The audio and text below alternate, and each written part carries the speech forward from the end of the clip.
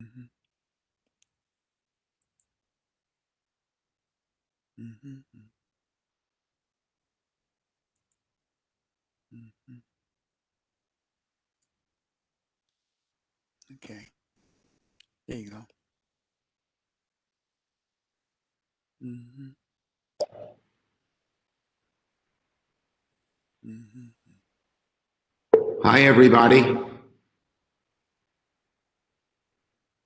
Hey, Chuck, how Hello. you doing? Hi, folks. Hello. Good Good evening. evening. Hi. It's Senator Schumer. Hi. Hello. Hi. Nice to see some of you and see little boxes that say the names of others of you. Hi, we're just waiting for the chair to join us. Okay, great. I'll be ready as soon as she gets here. Okay. Happy How's Hanukkah. everybody doing? Is it cold there in New York? I'm in Washington, fighting the good fight. Happy Hanukkah, Senator Schumer. Hello. And I don't know who put, oh, this is a WebEx. Yeah, we use Zoom usually. Zoom has less trouble than WebEx, I think. Is this your monthly meeting? Yes, this is. This is our monthly meeting. I'm Michelle George, the district manager. This Hi, is our monthly Michelle. meeting. Yes, How are you? Thanks for joining us. thank you. We've been planning this 3 months in the work. Everybody's busy. Yes. As soon as Miss. When we're ready to start, I'm ready when you are. I can stay Okay, on. Miss Tyus, who's our chair, was on, but we couldn't get a video working, so we're waiting for her to rejoin us. Okay, great. So a few minutes. I don't know why do you usually do Cisco? Because I don't know who did this on my staff, but Zoom is much, much better. Cisco, we always have trouble with. Well, WebEx is the official city's platform. We've been Gotcha. getting. Sure. Yeah. How many people are on the line here? Because I only got about 7, 8 pictures, but I got a lot of boxes. 42. 42, very nice, very nice. And they're still joining. Yep, good. And you meet every Thursday, every Second Thursday of the month. month. Every second Thursday. Got it, yeah.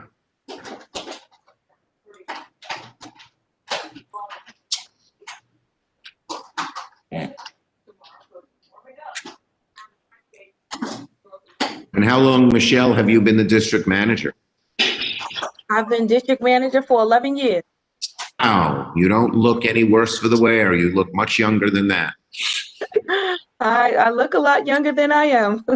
Thank you very much. So does my wife. And we've been married 40 years. Oh, nice. Nice. My parents, listen to this. My parents have been married. They've had their 71st anniversary in April. They're 97 and 92. My father was an exterminator. He struggled his whole life. In fact, where he worked might have been, yes, I think it was on Atlantic. Yes, his little exterminating place was on Atlantic by near Washington. That is in your district. It's in Community Board 8. Nice, nice. Anyway, he's a funny guy. He said, I'm 97. How bad could DDT have been? While we're waiting, I'll tell you one more story. This was my Thanksgiving story about my parents who are 97 and 92. So we've had every Thanksgiving with them. In fact, I was born on Thanksgiving Day, and every year it's been a very nice celebration in our family. But this year, of course, we couldn't get together because of COVID. So each of us gathered in our own homes with our, greater families. But we thought, and my parents couldn't come being 97 and 92. They were staying in their apartment. Anyway, we thought we'd do a very nice thing and we do a Zoom with them or a WebEx at 6 p.m. And we get on there and my mother gets very angry. She said, you lied to me. I said, well, what do you mean we've lied to you, Mom? We came here to wish you happy Thanksgiving. She said you weren't all getting together, but I see you're all together and you haven't invited us. I said, no, Mom, this is Zoom. What's Zoom? I said, Zoom allows everybody to get their pictures together and talk to you. There's no such thing as Zoom. You're making that up. You're all together and forgetting me. It took us about 15 minutes to tell her that no, we were not together. We were all apart, but we wanted to all say hello to her together. That's sort of funny. Oh, that's nice. Isn't that something? Yeah. Okay, Ms. Ethel, Tyus, I I think has see Ethel's rejoined. box. She's rejoined us. Yes, thank you for coming, Senator. We appreciate Thanks, you. Ethel. We appreciate you coming in. This part is successful. We don't have any crazies running around in the background. We can't see you, Ms. Tyus. My video is still not working. Seems like I would have to change machines. I'm not sure. Oh, you were at the event we had at the Armory, I guess, right? Oh, there you go. We can see you. Yes, I see you. We can see you. Hi. Hi. You were at the event at the Armory. Yes.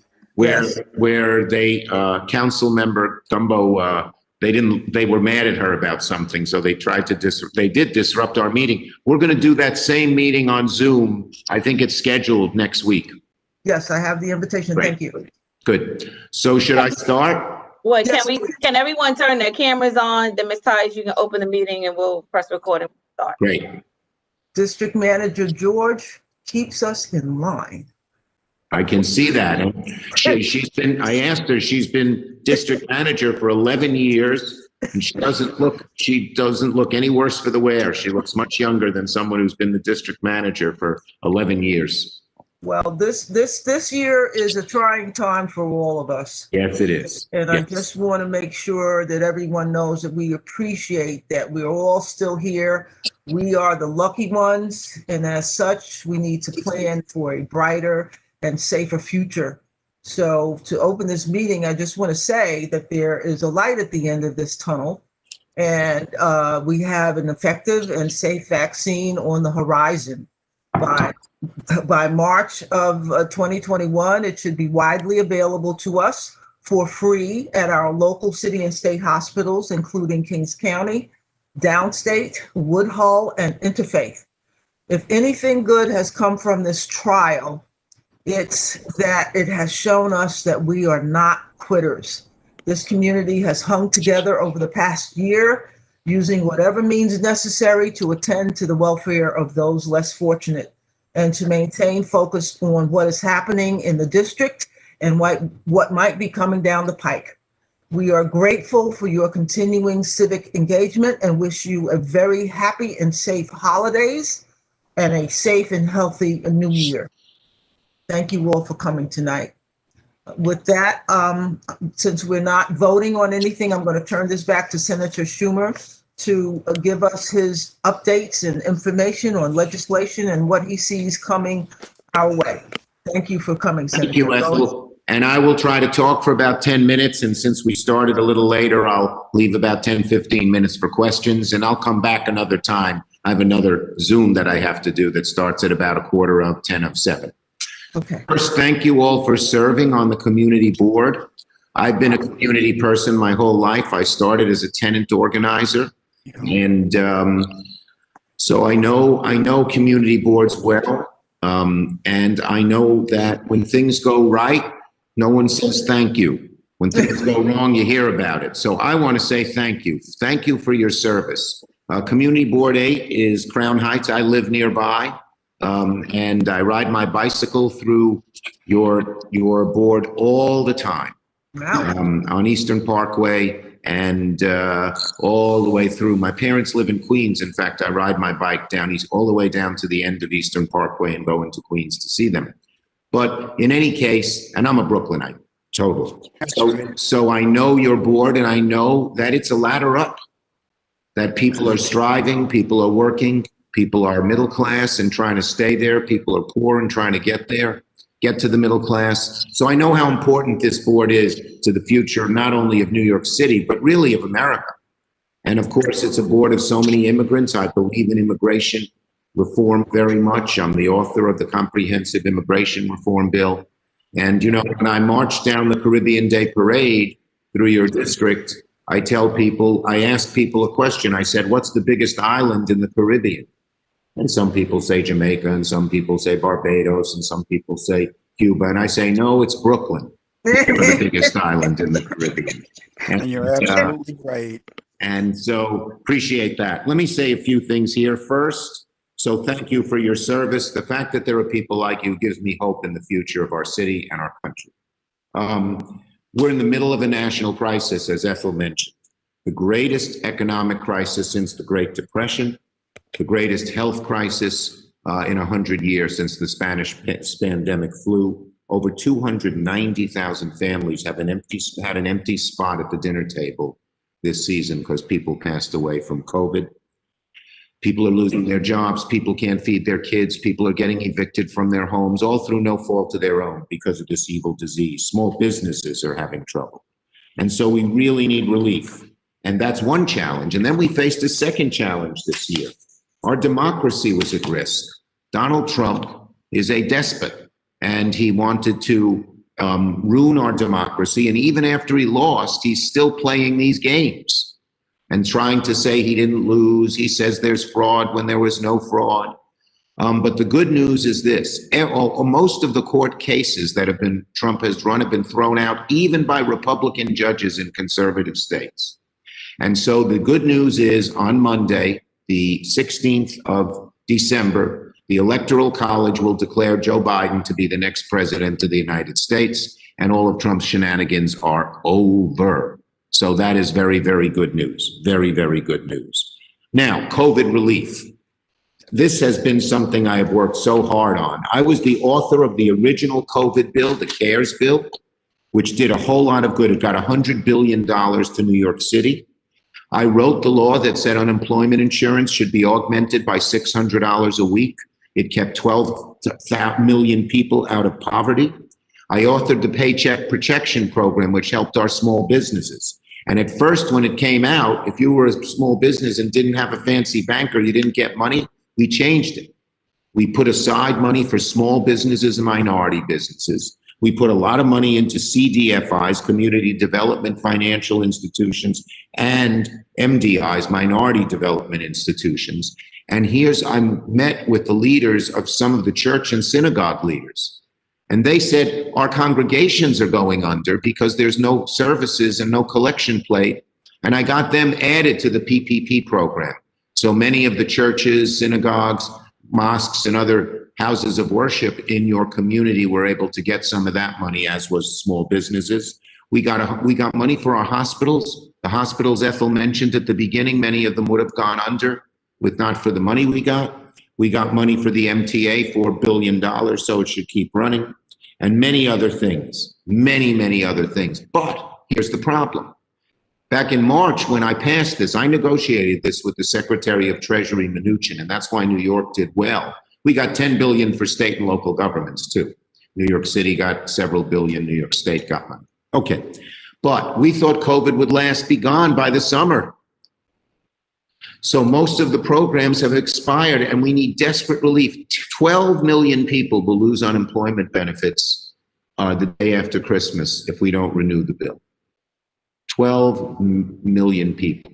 Our small businesses will keep going under. Our churches will have, and our synagogues and mosques will still have these problems. The MTA will run out of money. So right now, as I speak to you, I'm in Washington. I wish I were home.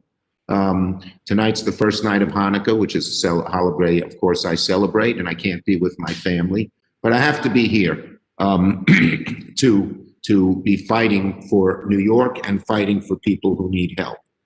And what's happened right now is Mitch McConnell, who's the leader of the Senate, is holding up all of this. He doesn't want to spend any money. There are 20 people in his Republican caucus in the Senate who want to spend $0, despite the fact that people can't feed their kids, despite the fact that people are evicted from their homes, despite the fact that businesses are going under and millions of losing their jobs. He doesn't want to spend a nickel. He's this right-wing guy, and the big corporation and big moguls don't want to pay any taxes. So we're fighting him. We're fighting him as we speak. And hopefully we can get a bill next week that does things. We passed it in the House already, the HEROES Act, and it had money for state and local governments and for the MTA and for schools to reopen safely. You can't have a school open if it's not going to be safe. More money for small businesses, nonprofits, our churches, as I mentioned. Money for restaurants.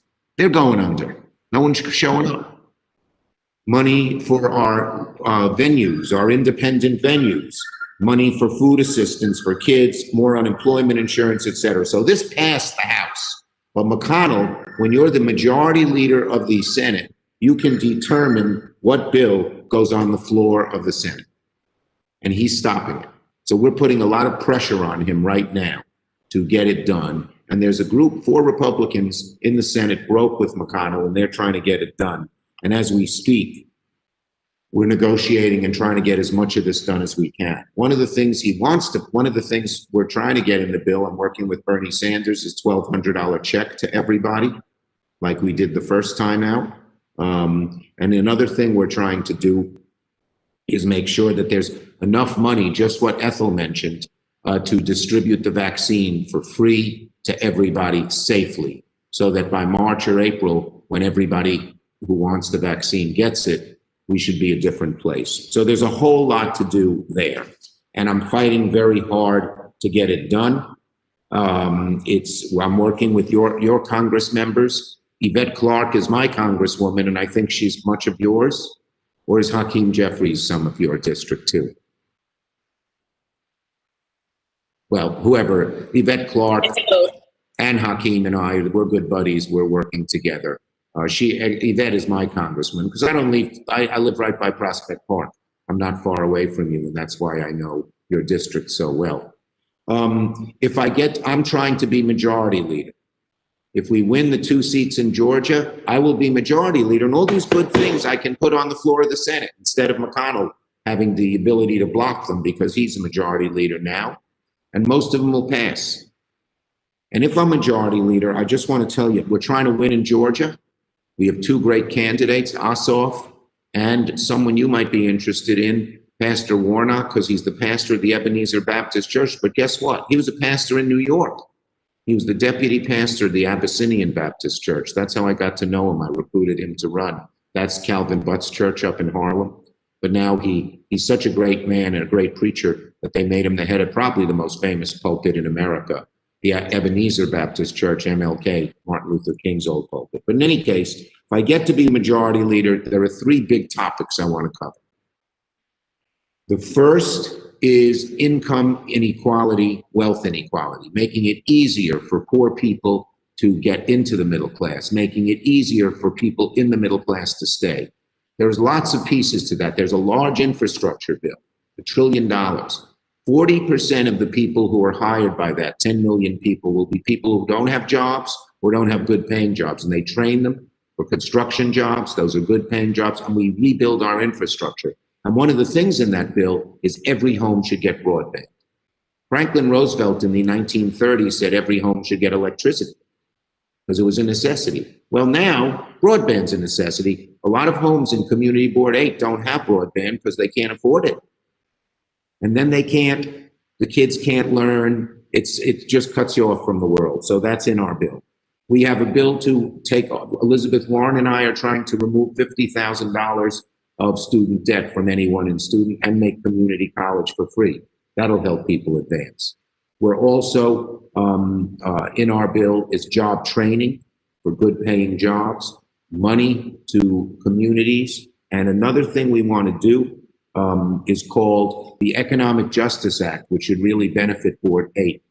It takes the $300 billion that Trump and Mnuchin put into a slush fund and instead sends it to poor communities and communities of color to deal with the systemic racism that's been part of our society. And it goes for housing, and it goes for jobs, and it goes for summer school, summer programs, and after school and night centers. I went to James Madison High School. I don't know if anyone here went, but I spent my nights at the night center. It kept me off the streets playing basketball. Our team at Madison wasn't very good. Our motto was, we may be small, but we're slow. But it kept me off the streets, So all of this money, the Economic Justice Act would go there. And there are other things that you may not think are economic, but they are. I am the leader in the Senate to try and create a path to citizenship for all immigrants, documented or undocumented. If they were free on when this passes to work, to travel, it would unleash such economic energy. The GDP would grow by 3.5%. And we can get that done. And criminal justice reform. That's economic. If a young man has a record and then he can never get a good job again, what good is that? So we're pushing for all these things as part of that. Second is democracy. Making our democracy better, getting rid of Citizens United, the horrible decision that lets the wealthy put dark money into our politics. We would get rid of all the decisions that the Supreme Court made that get in the way of people voting. In fact, we put in automatic voter registration. You show up at the polls, you vote. That would be huge. 10 million people would vote. We put in DC statehood. Why shouldn't Washington, DC be a state? And then we get 2 more Democrats in there. So that's another thing we do. And the third thing we focus on is climate. But climate change to create good paying jobs and climate change to affect the poorer communities that have been most affected. So those are the things I want to do. They're part of something called the Thrive Agenda on the climate issue, which most of the progressive climate change groups are backing. If I get to be majority leader, we'll do all those things. So I want to end on a positive note. Ethel said it. We got tough times. This has been the roughest year in a very long time. But we're persisting and we're still here. And you're still showing up at the board meetings and making your communities of Crown Heights and Weeksville, and the other communities you represent, so much better, Prospect Heights. That gives us faith in the future. And New York, we've been put down before. We had Sandy, we had the big economic crisis, we had 9/11. Because we stuck together, we stayed unified, we didn't give up, we bounced back, we will again. So with that, thank you for listening. I'm sure I'm going to try to do this once every 6 months, show up again. So you can, and I have a great staff. Steve Barton and Julieta Lopez are on the phone. And let's call, and I will give Ethel and the phone numbers, and you can call us for anything you need federally to help you out. With that, Ethel, is Ethel running the show? Whoever's running the show. I am the chair, and we have at least one question for you if you have a minute before you go. I do. Okay. I have time for 3 or 4 questions. Okay, we're looking at problems with our local housing authority funding for there's a movement afoot to prioritize it, and we're dreadfully afraid a lot of people will lose their homes. Yes, I'll say 2 things. To step up and pay those bills and bring those facilities back to habitability. In our infrastructure bill, you see, infrastructure is roads and bridges and all tunnels, but it's also housing and schools. And we put $100 billion in to upgrade public housing. NYCHA would get the biggest chunk of that. I am a big defender of public housing, and I will push very hard to get that done if we get in the majority and if we get a bigger bill. When Biden becomes president, the bill I mentioned is sort of a down payment. But if Biden cuts in, we're going to try to do a much bigger bill that stimulates the economy, creates more jobs, et cetera, not just to deal with emergency. And one other thing I'd say, Ethel, in this bill is I'm sorry, Gary, I'm on Zoom. What's going on? Okay. In this bill, in the HEROES Act we're trying to pass, had $100 billion for rental assistance. That's not new housing and that's not construction, but to keep people in their homes who are getting kicked out because they're losing their jobs and can't pay the rent. So we have a moratorium, but a moratorium does no good if after 6 months you owe 6 months rent. So we need some help for people to pay the rent, and that's in the bill too. Thank you. Are there other questions, District Manager George, that we can get on the floor before he has to go? There are a few raised hands. Ms. Weatherspoon? Yes. Well, we're going to start with the hands that are already raised in the chat room. So we have Kirmani. Hi, Kamani, wherever you are. I see you. There you are. I'm sorry that I raised my hand for something prior, so you could go to the next question. Thank you for spending time with us. Thank you, Kirmani. Thank you for doing the job on the board. Robert Callahan. Hello, Senator Schumer. How are you? Hi. I just wanted to know if you wanted to talk a little bit about what the wealth transfer that's happened over the last 10 years since the last recession. Yes. And whether you have any plans to talk about potentially a financial transactions tax at the national level, just sort of something to the effect of just a one-time wealth transfer in addition to a more progressive taxation policy.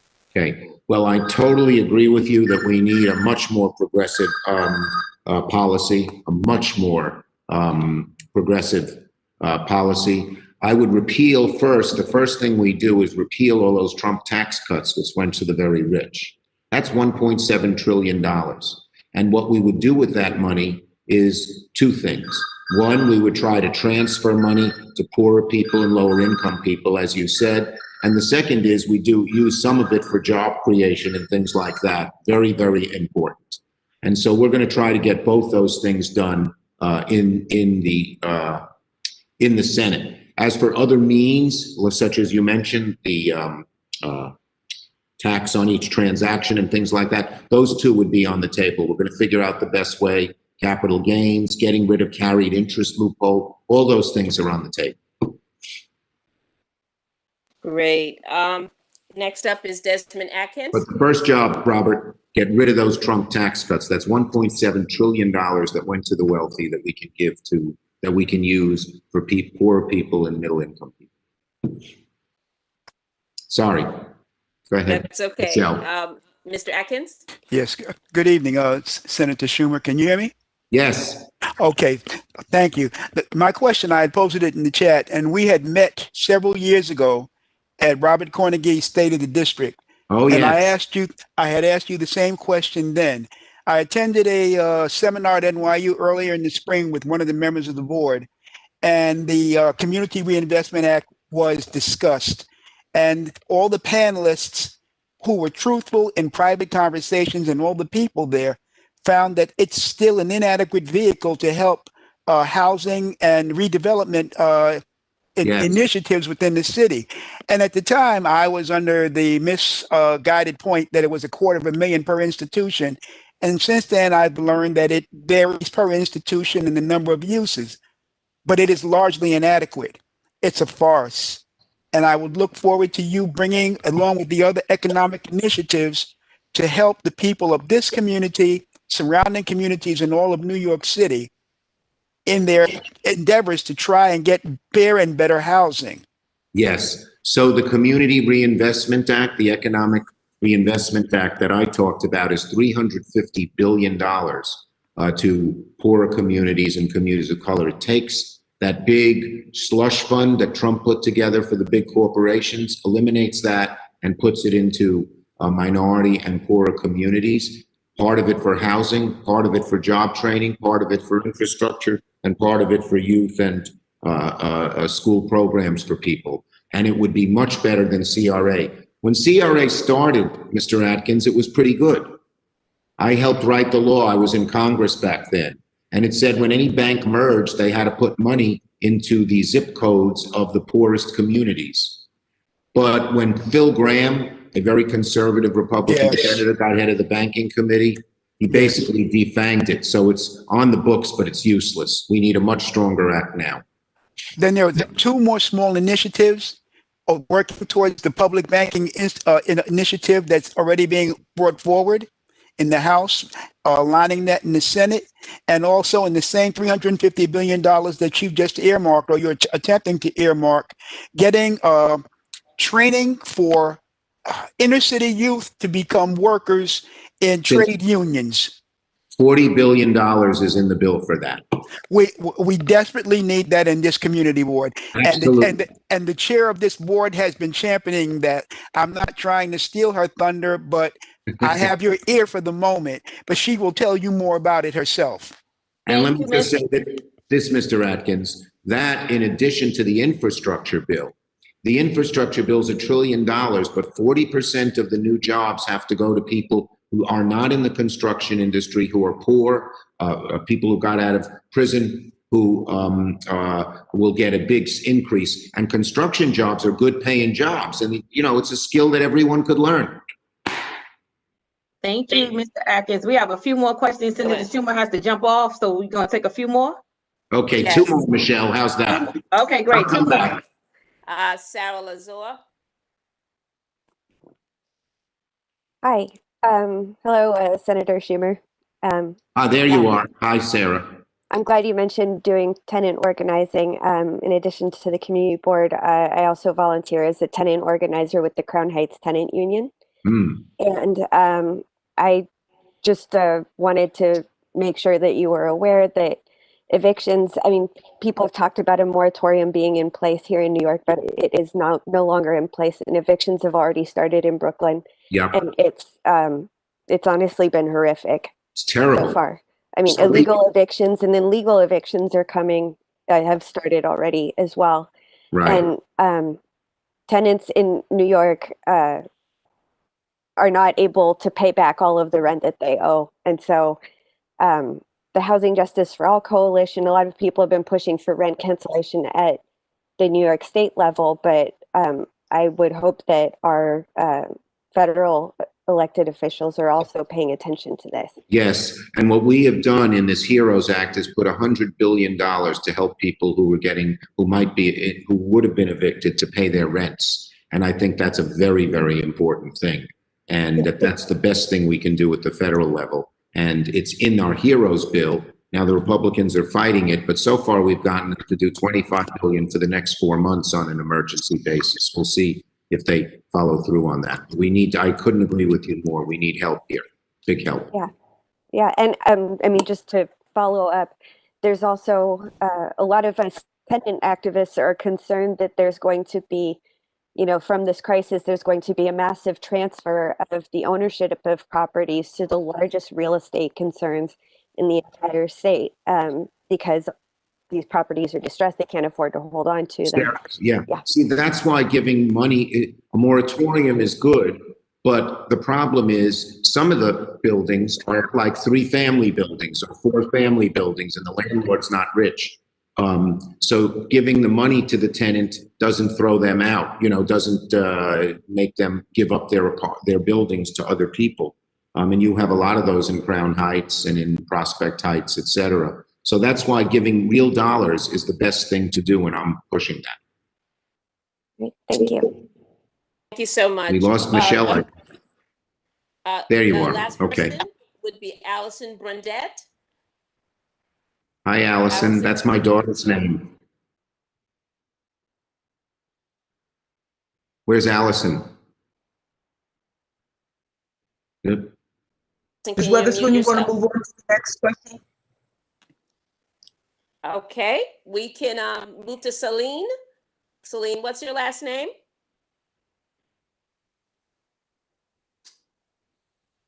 She's here. She's on mute. Tell her she's on mute. Celine? Yes, Please. Rosado. My last name is Rosado. Yes. Hi, Celine. Hello. Thank you for, being on this call and hearing us all out.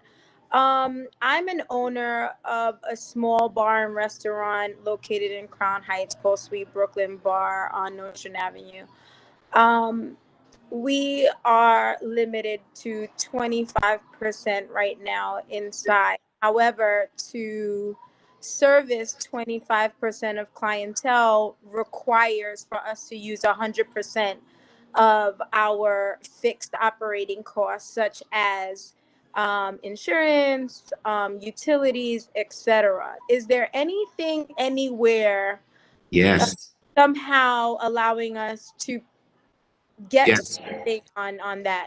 We put in the PPP, the Protection Program for Small Businesses, a special provision for restaurants. You would get a 6-month grant. And by then, 6 months, God willing, we'll be recovering from COVID with the vaccine to help pay all your expenses. And it won't be limited to 25%. It can go all the way up.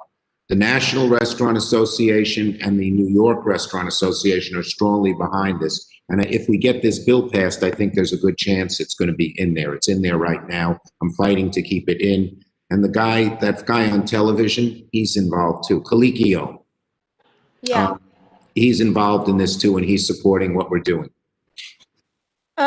So in the meantime, I guess we all thought in March this would be over in 6 months. Right. Are there any stipulations where we would get support for at least a year? Yes, it goes retroactive, I think, to August 1st. Okay.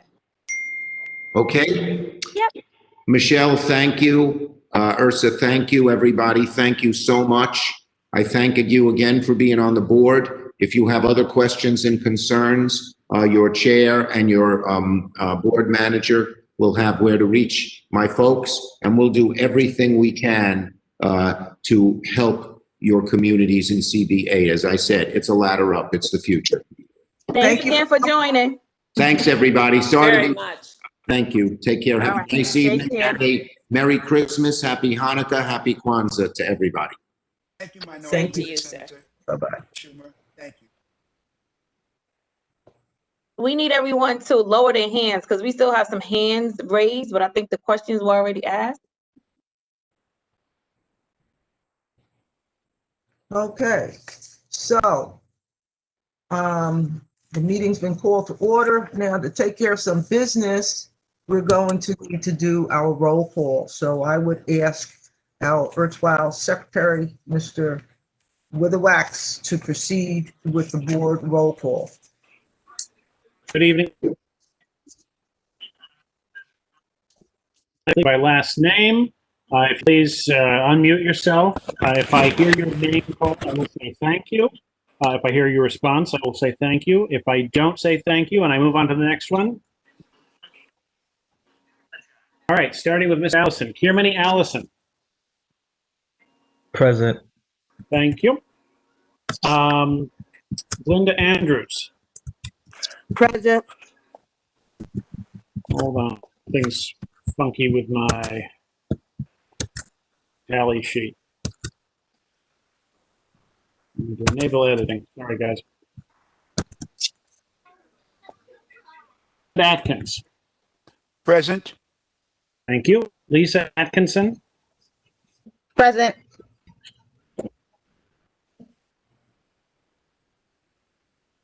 He's present. I was Chad. Ben James. Julie Boyd. John. Sure. Thank you. Callahan. Present. Angie Charles.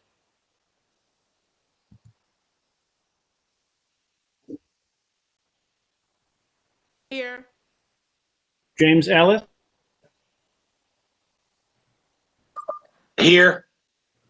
Kevin Farley. Here. Here. Thank you. Frazier.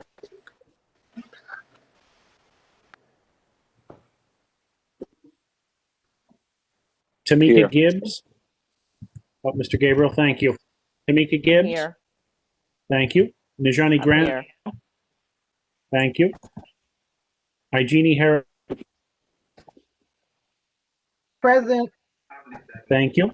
Marva Henry. Zoo.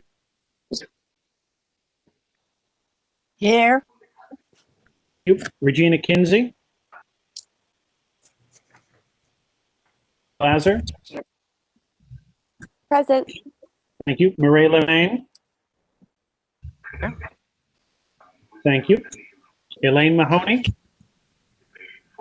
Present. Thank you. Calvis Mickelsteins. Present. Thank you. Robert Puka. Yaya Raji. Yeah.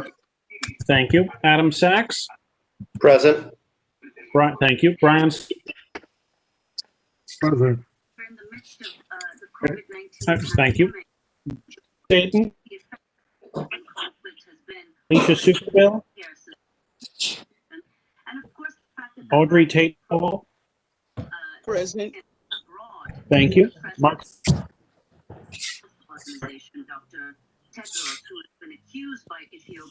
I'm here. Excuse me, I'm sorry. Whoever has the radio on, would you please turn your radio off or mute yourself? I'm sorry, go ahead, Mr. Witherwax. Thank you, Ms. Tyus. Greg Todd?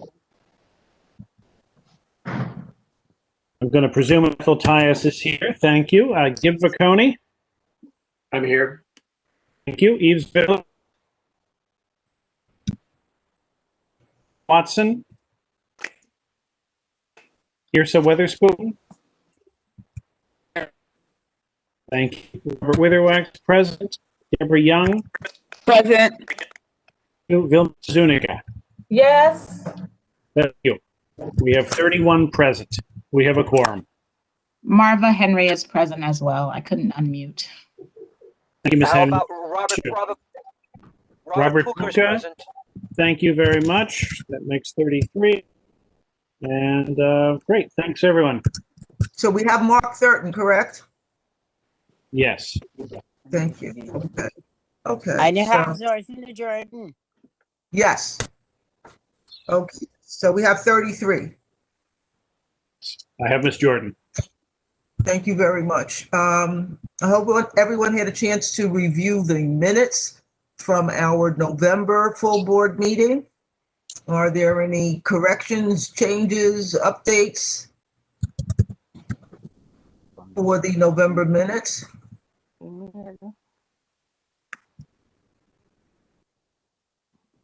Hearing none, I ask for a motion to accept the minutes from November.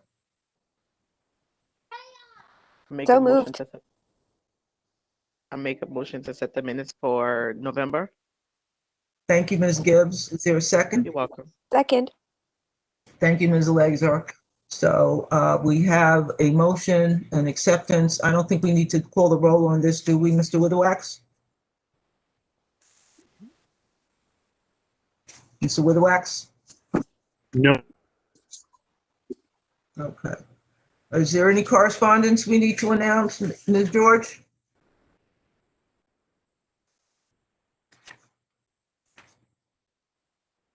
I know that we did. No We did- correspondence. I'll make an announcement later on. Okay, we did get a notice from Congress member Clark that when people sign a lease now, they will automatically be registered as voters. So that, I thought that was very interesting. Do we We have? also put that in the newsletter. Yes, yes, the newsletter is excellent, excellent newsletter. Thank you, Ms. Neal. Thank you, Ms. George. Appreciate it very, very much.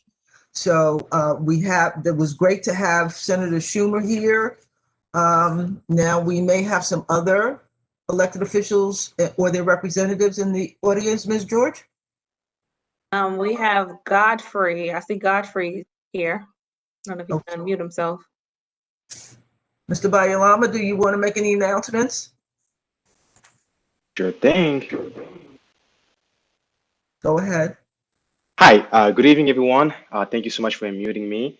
I'm here on behalf of State Senator Zelno Myrie, just bringing his regards and greeting for, the holidays and the new year. Of course, 2020 was a tough year for our communities, but, there's still a lot of work ahead for our community. So in terms of that, the session for the state legislature will be starting on January 6th. And there's a lot of work to do for our community and the senator. One of the main focus will be, housing and eviction. So as you guys may know, the senator has a strong eviction moratorium bill that pretty much stipulates that, any eviction, there will be no eviction for a year until the pandemic is over. So we're really going to push forward and make sure that bill gets passed next session to provide much needed relief for our tenants, but also for our small businesses that are hurting. We just had a small business town hall a few minutes ago that we had a few strong businesses that are making ways to recover, but also finding ways to stay in our community that they have serviced and served for so many years. So that will be sort of the gist of our work for this session. In terms of our district updates, our office is currently closed as we are moving to a second wave. So if any constituents or any tenants have any questions, they can reach out to our office via our phone number or our email. Our phone number is 718-284-4700. Repeat again, 718-284-4700. And our email is myri@nysenate.gov. I'll repeat again, myri@nysenate.gov. That's it for me. Happy holidays, and I'll see you guys next year. Thank you. Thank you. Anybody else, Ms. George? Kim Robinson from Councilwoman Alika Samuel's office. Thank you. Ms. Robinson? Good afternoon, everyone. My name is Kim Robinson, and on behalf of Councilmember Alika and Precinct, I want to wish everyone a happy and safe holidays. For those who celebrate Hanukkah, happy Hanukkah to those. And our office is closed, but we are working remotely. You can reach us at 646-574-7661, and I'll put that also in the chat. Again, everyone have a safe and happy holidays. Thank you. Thank you. Ms. George, anybody else? I believe that's it for now. Okay, then we can move along to the action items. First up is State Liquor Authority and Sidewalk Cafe Review Committee. Report, please. Hi. Thank you, guys. Let me pull up the action items.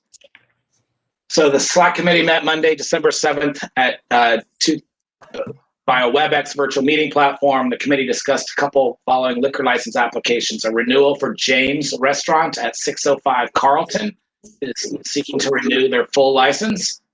At the meeting at this time of this application, a quorum was not present for this item, but the committee discussed approving the application and hopes that the full board votes in support of renewing this liquor license. Is the applicant here tonight? Check. It's hard to tell. So anyway, we usually request them to be here. But are there any questions on this suggestion that the committee is making? I am not seeing it in the action. Oh, here we go. Yeah, okay. So the action items, materials that were emailed to everybody explicates the discussion. Please take a quick look at that and respond to Mr. Ellis's request, please. All right. I don't see anything going, any indications on video with raised hands or in the chat. So I will ask for a motion from a member of the full board. And Make a motion that we, I make a motion Deborah that we, Williamson. Go ahead, Mr. Bailey. I make a motion that we support the committee's recommendation to support the applicant. We need a second. Motion. I'm sorry. Marva Henry, second. Thank you, Ms. Henry. Are there any questions on the motion made by Mr. Bailey and second by Ms. Henry? If nothing further, Madam Chair, I'll ask that you can direct the roll call. Absolutely. Mr. Witherwax, would you please call the roll on the support, the motion to support? I believe this is James's Restaurant at 604 Carlton. That's correct. And does that include Catfish? No. Thank you. Just James's Restaurant, 604 Carlton, 605 Carlton. Thank you. Mr. Witherwax? I will call the roll. Kiermany Allison. Support. Thank you. Linda Andrews. Yes. Thank you. Desmond Atkins. Yes. Thank you. Lisa Atkinson. Yes. Wayne Bailey. Yes. Princess Beth. Julia Boyd. John Buckholz.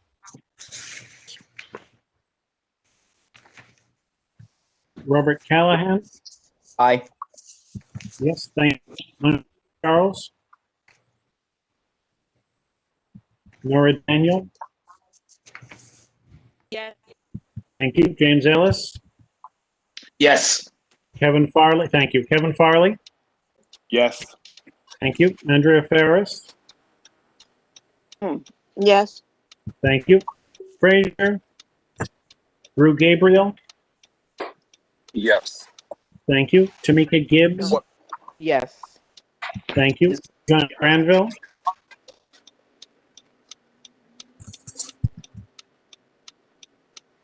Ms. Granville? She's saying yes, but she's muted. She said yes. Jeannie Harris Glenman? Yes. Thank you. Marva Henry? Yes. Thank you. Zerzima Jordan?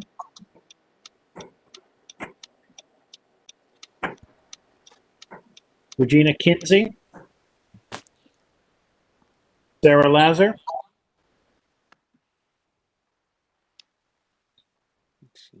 Marie Lemaine?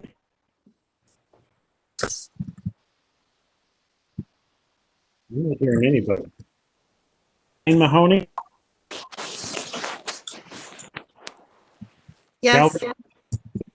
Calvis Mickelsteins? Yes. Thank you. Robert Coca? Yes. Raji? Yes. Thank you. Sachs? Yes. Thank you. Yes. Thank you. Meredith Stone?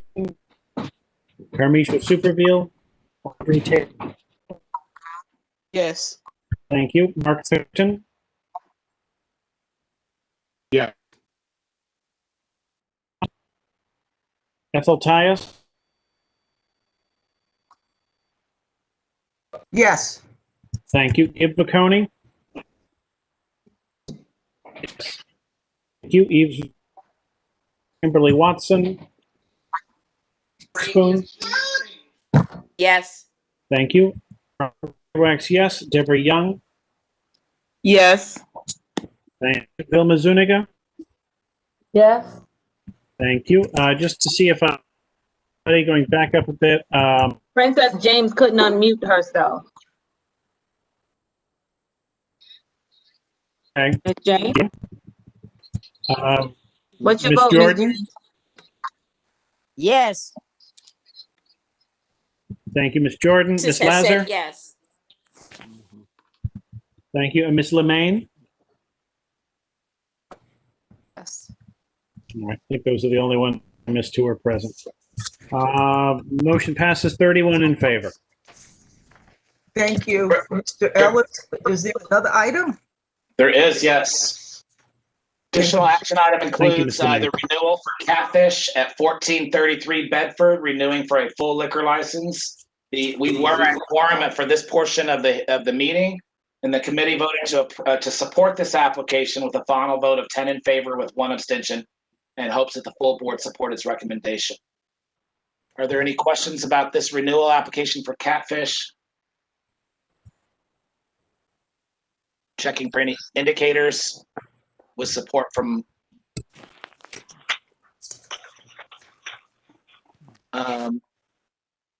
Mr. I see a hand raised from Mr. Atkins and a Kim. Are those questions about this application?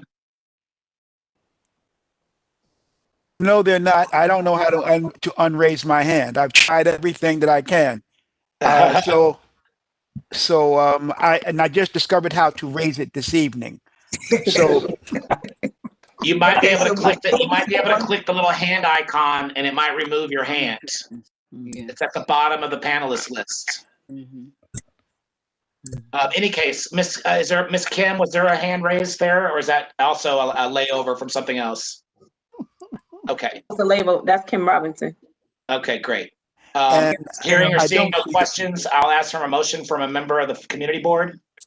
I make a motion that we support the application. I second. Second. Great. We have a motion from Mr. Bailey. I heard the second was Mr. Atkins. Correct. Is there any questions on this motion from any members? Again, sorry, giving it just another 5 seconds, a couple seconds to see if I see any indicators. I don't see any questions, so I'll refer to Ms. Tyus to ask for the vote. Thank you very much, Mr. Ellis. We're moving along with the wax. Based on what's happening now, will you call the roll on Catfish? I sure will. Thank you. Kiermany Allison. Yay. Thank you. Linda Andrews. Yes. Thank you. Desmond Atkins. Yes. Thank you. Lisa Atkinson. Yes. Thank you. Wayne Bailey. Yes. Thank you. Ms. Ben James, please vote in the chat. Yes. Oh, thank you, Ms. James. Yay. John Bolts, Robert Callahan. Yes. Thank you. Angie Charles, Robert Daniel, Yes. James Ellis, Yes. Yes. thank you. Andrea Ferris, Yes. Fred Frazier, Gabriel, Yes.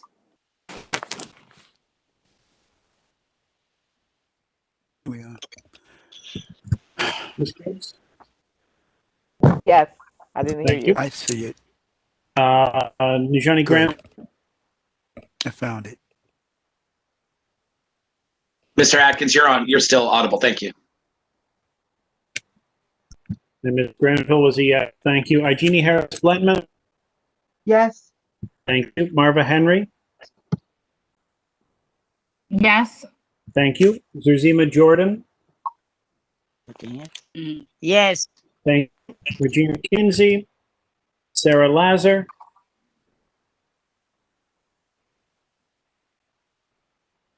Mireille Lemaine, Yes. thank you. Elaine Mahoney, Yes. thank you. Alvis Mickelsteins, Yes. thank you. Robert Puka, Yes. thank you. Yaya Raji, Yes. thank you. Adam Sachs, Yes. thank you. Brian Saunders, Yes. thank you. Meredith Staten, Kamisha Superville, Audrey Tate Hall, Yes. thank you. Mark Curtin, Yes. thank you. Greg Todd, Ethel Tyus, I support catfish. I love catfish. thank you. Viconi, Yes. thank you. Eves Villas, Kimberly Watson, Yrsa Weatherspoon, Yes. thank you. Witherwax, yes. Deborah Young, Yes. thank you. Vilma Zuniga,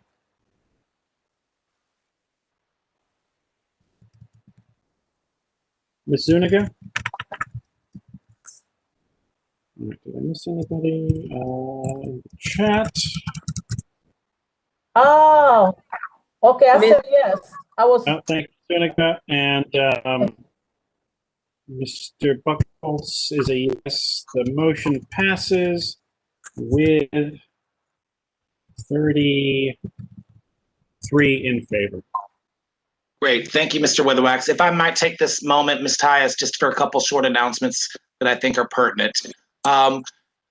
First of all, just as a reminder, our food and beverage outlets throughout New York City are suffering a very major plight these days with a lot of limitations on their business activities. As you heard from one of our own very own members, our own community members, Ms. Rosado, from Sweet Brooklyn on Roasterd Avenue, it's very difficult. And I think I just want to make a couple announcements just to kind of increase our awareness and share that there are a couple options right now that we can do. If you're having or see issues with the operations of a business regarding COVID standards or social distancing or outside setups, there is a program with the city that is offering called NYC MEND, M-E-N-D.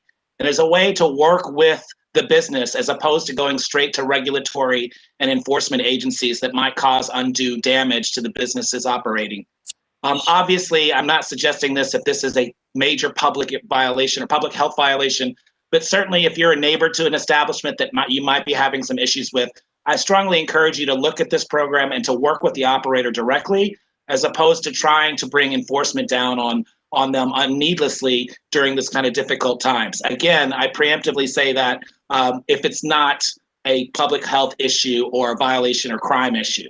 The second thing is we're all in the holiday season, and if it's within your means or your wherewithal to do so, I would strongly suggest you select a couple of locations in our community board district and look at that as an option for gifting, a gift certificate, a future dinner out, a small shop, even not necessarily a restaurant, but really try to look at our small businesses along our corridors, Nostrand, Vanderbilt, Utica, Franklin, Underhill, Flatbush. There's plenty of businesses within our district that we could be supporting during this holiday season. And I would really just try to implore upon my community members and my colleagues here on the board and any community members that are visiting us tonight virtually to really consider this as a gifting option this holiday season. So thank you for the indulgence of this message that I'm sharing with you, and I appreciate your time.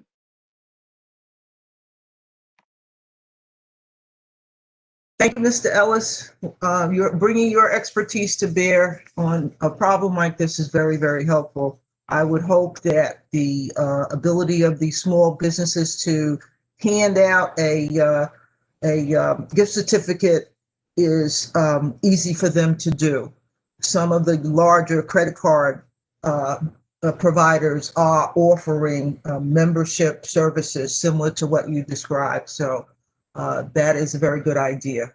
So we're going to move on to the next committee report, and I will ask Ms. Daniel to the resolutions for the Land Use Committee.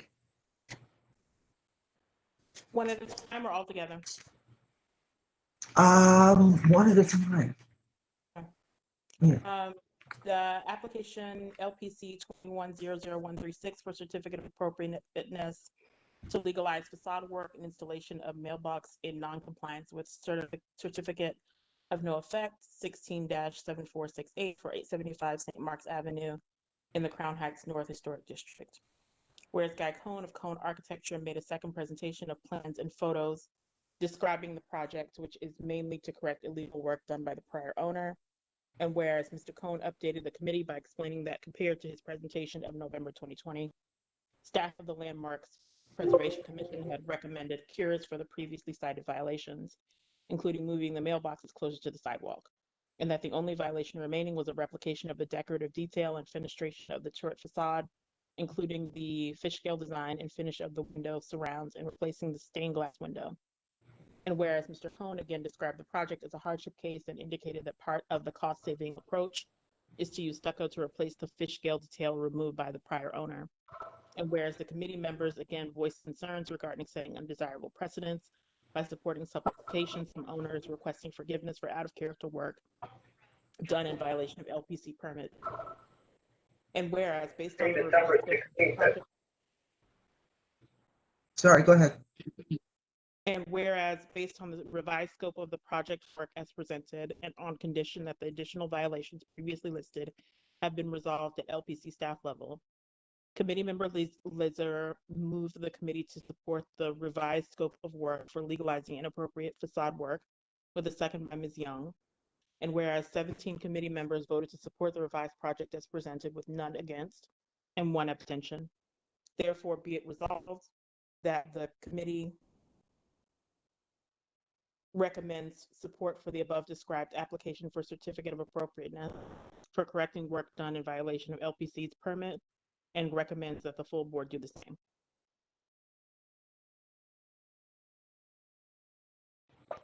Thank you, Ms. Daniel. Are there any questions on this resolution?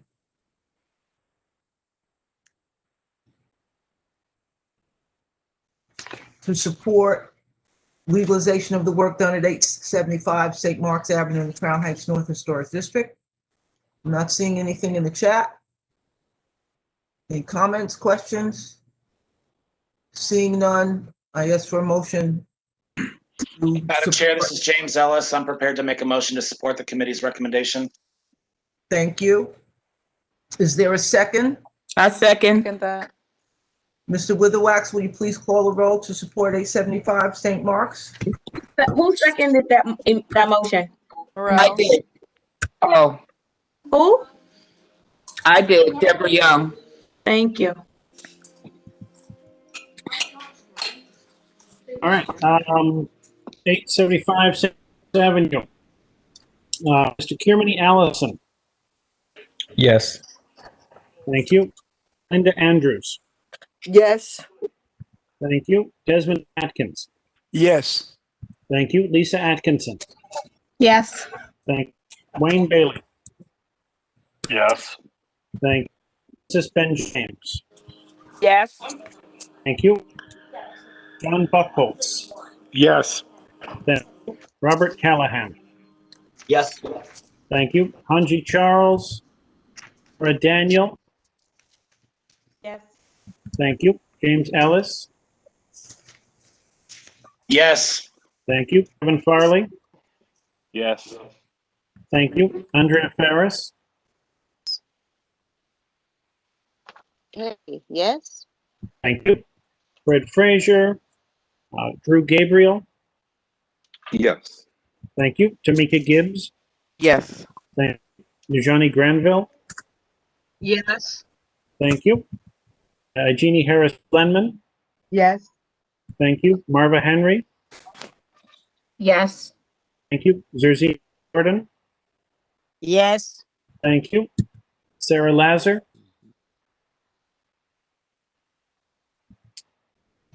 Mireille Lemaine. Thank you. Elaine Mahoney.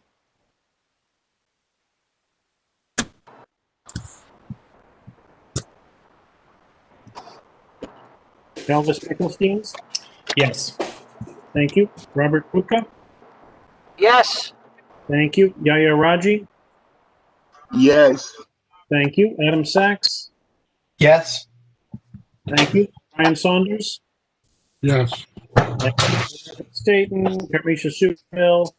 Audrey Hall. Yes. Thank you. Mark Turton. Yes. Thank you. Yes. Ethel Tyus. Yes. Mr. Sachs, please close your microphone. Thank you. Kim McCody. Yes. Thank you. Villis. Kimberly Watson. Yrsa Weatherspoon. Yes. Thank you. Robert Wax, yes. Deborah Young. Yes. Thank you. Vilma Zuniga.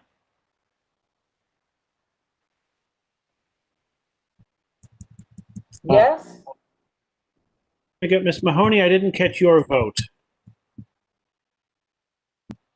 Yes. Thank you.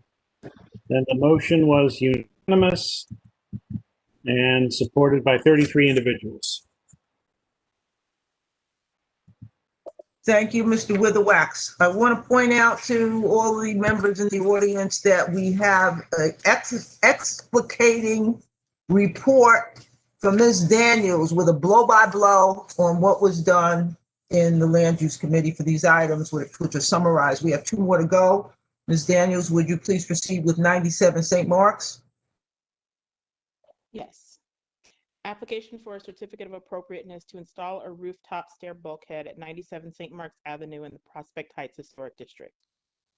Whereas Brian Ripple of Combined Architecture and Interiors presented the owner's plans for a rooftop terrace and access to the proposed terrace requires a bulkhead opening in line with the existing staircase. And whereas the proposed safety railing will be aluminum with glass balusters, and the surface of the proposed roof terrace will be porcelain pavers. And whereas the visibility of the proposed bulkhead was described as minimal from St. Mark's Avenue, an assertion that could not be confirmed by a committee member because a recent windstorm had blown down the mock-up, and there was concern voiced regarding the color and position of the bulkhead, but the concern was not pursued.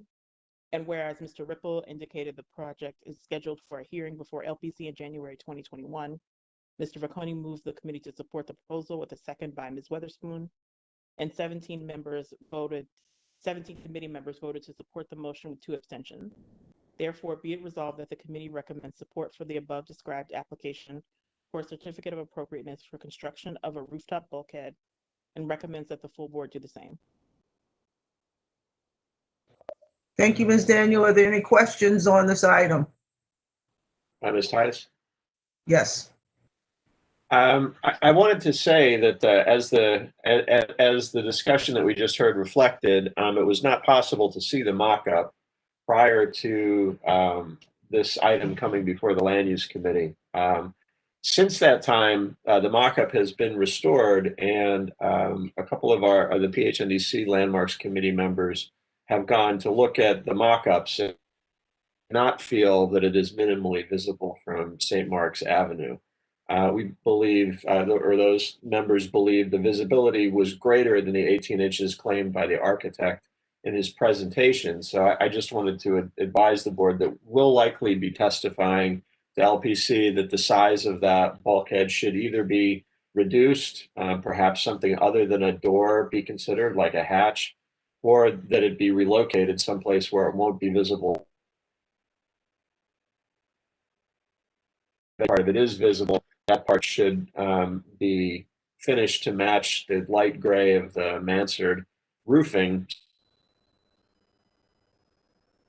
We're also going to, the bulkhead is made larger by a mechanical shed behind it that contains 4 condensers that are stacked on top of each other. We're those condensers be located not stacked on top of each other and not inside of a mechanical closet, so it doesn't add additional bulk to the bulkhead, if you will. And then finally, we're going to ask that the glass rail be replaced by a cable rail or an iron railing painted black. I'm sorry that these comments weren't available for the land use committee meeting. We had gotten really short notice of this application. And as I said, the mock-ups were not available to look at before the land use committee meeting. Thank you for the update, Mr. Vicconi, and the assiduousness that you and your neighbors apply to maintaining the quality and the character of the Prospect Heights Historic District. So now we know when we have a missing element to a presentation, we should be mindful of that and condition any votes we take on satisfying that condition as the time goes by. With this new information available, I'm asking for questions or a motion on this item, which has morphed from when we saw it in committee. Are there any questions from committee members on this? Seeing none, I ask for a motion on this changed condition from a community board member. I have a question. I guess. Mr. Atkins? I was just asking Mr. Vicconi, in his opinion, did the change after what he had seen make it so that it would not be acceptable to the board, to the Prospect Heights, and to LPC, any one of those entities? I can't LPC, and I can't speak on behalf of the whole community board, but as I said, PHNDC will be testifying that we would like to see the bulkhead either reduced in size or moved, and so it won't be visible from St. Mark's. Again, we felt that, and I was not one of the people who went to look at it, but 2 people did. They both felt that it was much more visible than described by the architect, and certainly more than the 18 inches that was described by the architect. So it does not get a passing grade.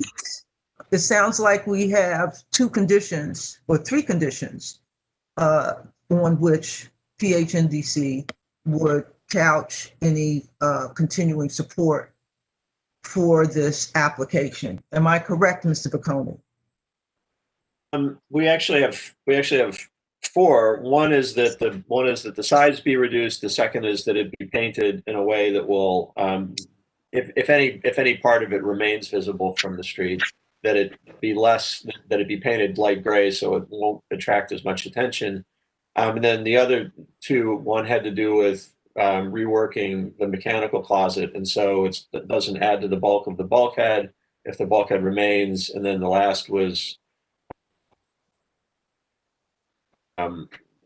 the glass rail in the back with a cable rail, because there was some concern raised that the glass rail will be reflective, will reflect light, and be distracting from the back of the building. I don't know that I would be comfortable having moving the community board take all of those positions, because they weren't raised at the land use committee meeting. But perhaps perhaps I would move that the community board condition its support on the being reduced so as not to be visible from St. Mark's Avenue. Is that your motion? As a motion. Yeah, yes, it is. Thank you, Mr. Vicconi. Is there a second in support of the motion that Mr. Vicconi has made for acceptance for support of the rooftop addition at 97 St. Mark's Avenue. Is there a second for Mr. Bocconi's motion? I second. Thank you. And you are? Caldus Mickelsteins. Okay, so we have a motion on the floor. Any questions on the motion on the floor? Madam Chair, a question that may morph into a friendly amendment. Disclosing my role as the current but outgoing chair of PHNDC, I had no part in the deliberations of the Landmarks Committee of PHNDC, though I think that this board, Mr. Bocconi is being too modest. This board can and should import wholesale, I think, PHNDC's terminations for the 4 amendments to the motion of support, because we rely all the time on organizations like PHNDC and China to do the groundwork on this. And there's nothing wrong about something that wasn't available at the committee meeting that came up after the fact for us to include it in our deliberations here at the full board meeting. So I would have proposed a friendly amendment to bring in all 4 of those conditions. I agree with you wholeheartedly, Mr. Witherwax, and I would encourage representatives from our various neighborhood associations to speak up, as Mr. Bocconi has done, and not to hold back, because you guys are the boots on the ground and the eyes on what's going on around here. So if you don't speak up, we don't know. And whoever did go out from Prospect Heights to put some eyes on what was being done, please let them know we're grateful for their monitoring of what's happening out there. So, Mr. Bocconi, do you accept the friendly amendments from Mr. Witherwax? I'm happy to accept the Mr. Witherwax amendment. You want me to restate the conditions for support? Absolutely, and as we go forward, please put it in the chat so we have that. Go ahead, please. First, that the size of the bulkhead be reduced or relocated, or the bulkhead be relocated so it's not visible from St. Mark's Avenue. Second, that if the bulkhead remains, the mechanical shed second, that if the bulkhead, if any part of it is visible from St. Mark's Avenue, that part be painted a light gray to match the roofing at the mansard, so it's less attractive from the street. Third, that the mechanical closet be removed from the bulkhead, that the condensers not be stacked, not to increase the bulk of the bulkhead. And 4, that the rail, the glass rail, be replaced with either a cable rail or an iron rail painted black, so as not to be reflective and add to the distraction in the back of the building. Thank you, Mr. Bocconi. So we will now recap on your explicated motion. We have a motion from Mr. Bocconi. We have a second from who now? We have a second on this? Mr. Mickelstein. Thank you. Okay, Bocconi and Mickelstein. And are there any residual questions on this amended motion? Hi, I have a question. Go ahead.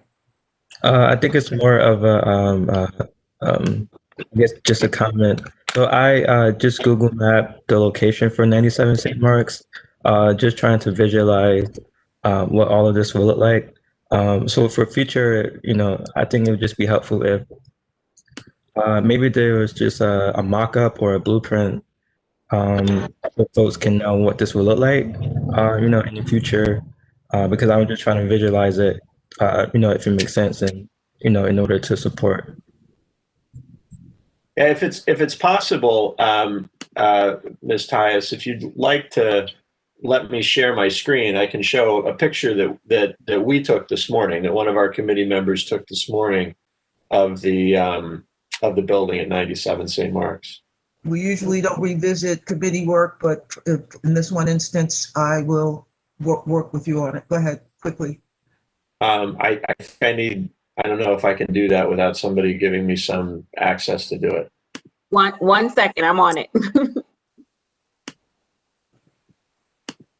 So now generally, Mr. Allison, we do share this information that goes out to the committees. I have to check with Ms. George. How broadly do we share this across the board, Ms. George? The materials that come to land use, is that shared across the board? No, just the committee members get it. Okay. Okay, Mr. Baconi, you should be, Okay, got it. Yeah. Let me get there 1 second. Okay, so this is the building, and you can see, I mean, this is clearly more than 18 inches of the top of this that's visible. This was taken from across the street. This is 97 St. Mark's here, and this is the bulkhead. So if this was to be painted black as the applicants proposed, I mean, it would clearly be, be very visible against the sky across the street. Mr. Baconi, if I'm wrong, the building that is 97 St. Mark's is actually the one that's. Oh, you're right. It's this one that angle. This one, yeah. Let me see. It's already a super tall building. Yes, it is. It's a 5-story building. Let me go back. Hang on 1 second. Let me see if I can pick up an additional picture for us. 1 second. Bear with me a second. Are you finding this helpful, Mr. Allison? Yes, thank you so much. 1 second, and let me just give me 1 minute.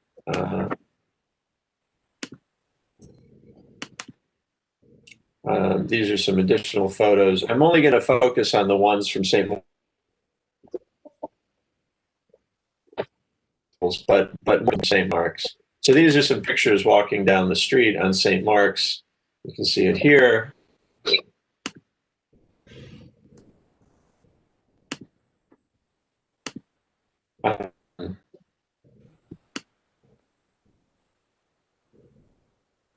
Anyway, I think you get the idea. Yes, thank you. Thank you very much. We don't normally do this. Possibly in the future, we can ask Ms. George or Ms. Neal to make the information, the photos and plans available to the full board before we go into a full board meeting, so that those full board members who are concerned about items coming in from Land Use Committee can take a look at them before we go into a full board meeting. So yeah, now that you can do that. Madam Chair? Yes. Hi, this is James. I just wanted to share as a member of that committee that was present that evening for this conversation, what Mr. Baconi is showing us as a photograph was not at all shown to us in the same manner at the committee meeting. It wasn't up. It's been blown down, James. Blown down. Huh? It had been blown down. Ms. Tyus, if I may finish, please, before you give me grief. Okay. The packet that was shared with us had images that was taken of that mock-up, and we could see them from certain angles, but not of other angles. But with the images that Mr. Baconi is showing us are much more larger in scale and scope than what was presented at the committee meeting. I just want to share, as somebody who was actively a part of that conversation and actively a part of the movement of supporting that application, that now seeing this information, my opinion may change. Okay, okay. I'm not even going to go into that because the presentation was that the mock-up had been blown down, so it wasn't available. Right. The presentation mentioned that it had been blown down from that day, but the images that he showed us were still images from the street with the mock-up present. Right. But it was a lot of them were obfuscated because of trees. That's true. That's true. I think that the images depicted the mock-up in a light that was more favorable than what we saw when we went to look at it actually in position. And that happens sometimes with presentations, right? The architects sometimes try to present their project in the best light, but in this case, we thought it was really different than the way he represented it. A false light. Hidden behind a fully leafed tree. Okay, let's proceed. We have a recap on the revised, the motion from Mr. Baconi. We have a second from Mr. Mickelstein. Do we have any more questions on it? No. So I would ask Mr. Witherwax to call the roll on the motion to support with the 4 conditions. I will do that. Chairman Allen, Hi, yes, Kim Honey, yes to support. thank you, Mr. Ellison. Linda Andrews, Yes. thank you. Desmond Atkins, Aye. thank you. Lisa Atkinson, Yes. thank you. Wayne Berry, Yes. thank you. Francis James, Yes. thank you. Buckholz, thank you. Robert Callahan, Abstain. thank you. Laura Daniel, Yes. thank you. Yes. Thank you. Kevin, thank Yes. you. Andrea Ferris, Yes. thank you. Fred Frazier, Drew Gabriel, Yes. thank you. Tamika Gibbs, Yes. thank you. Johnny Granville, Yes. thank you. Jeannie Harris Blennon, Yes.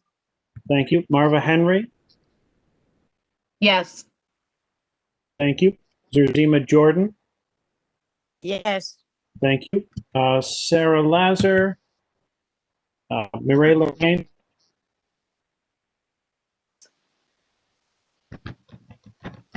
She didn't say anything? Yes. thank you. Elaine Mahoney, Yes. thank you. Calvis Mickelsteins, Yes. thank you. Robert Puka, Yaya Raji, Yes. thank you. Adam Sachs, Yes. thank you. Brian Saunders, Yes. thank you.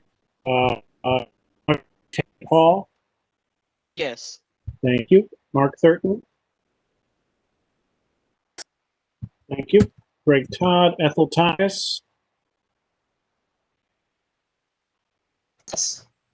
thank you. Yes. Ed Baconi, Yes.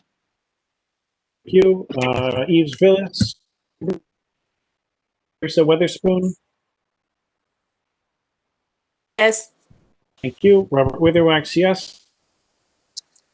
Yes. Thank you. Vilma Zuniga, Yes. thank you. The motion passes 31 in favor with 1 abstention.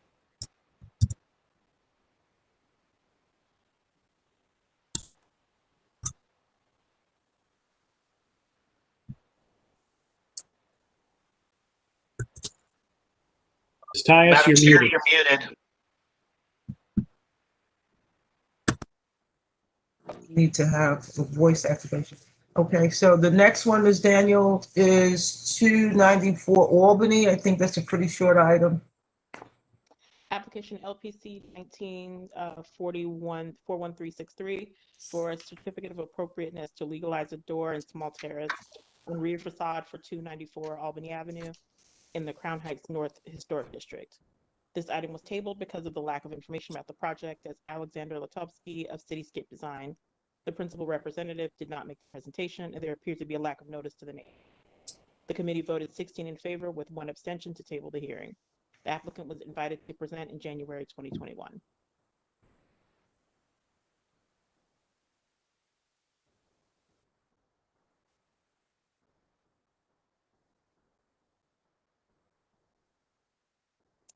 Ms. Tyus, you're muted. You're still muted again. Thank you, thank you. I'm sorry, I tried to keep from rustling papers with open microphone. So that item was tabled and we don't need to take a vote on it. What I did learn after land use was that presenter, Cityscape Design, had filed with Department of Buildings in June. So for some reason, he's not tuned into what the process is for that, but they have been invited back for January. They wanted to come back this month, and we had to explain to them that we don't meet twice as a committee during any particular month. So moving on with our agenda, we have other committee reports.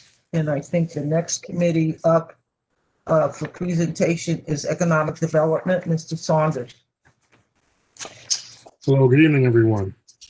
I'd like to report, as we know, economic development is very important at this time, and we're actually in uncharted territory.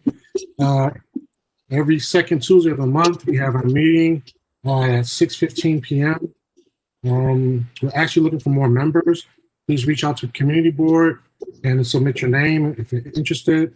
So at the last meeting, we talked about implementing a community engagement walk or tour, where we're going to basically go down the corridors of from Vanderbilt, Washington, Nostrand, Franklin, and just basically pass out information and help merchants in this time of need, and seeing what information we can provide to them, and also support the different businesses on those avenues.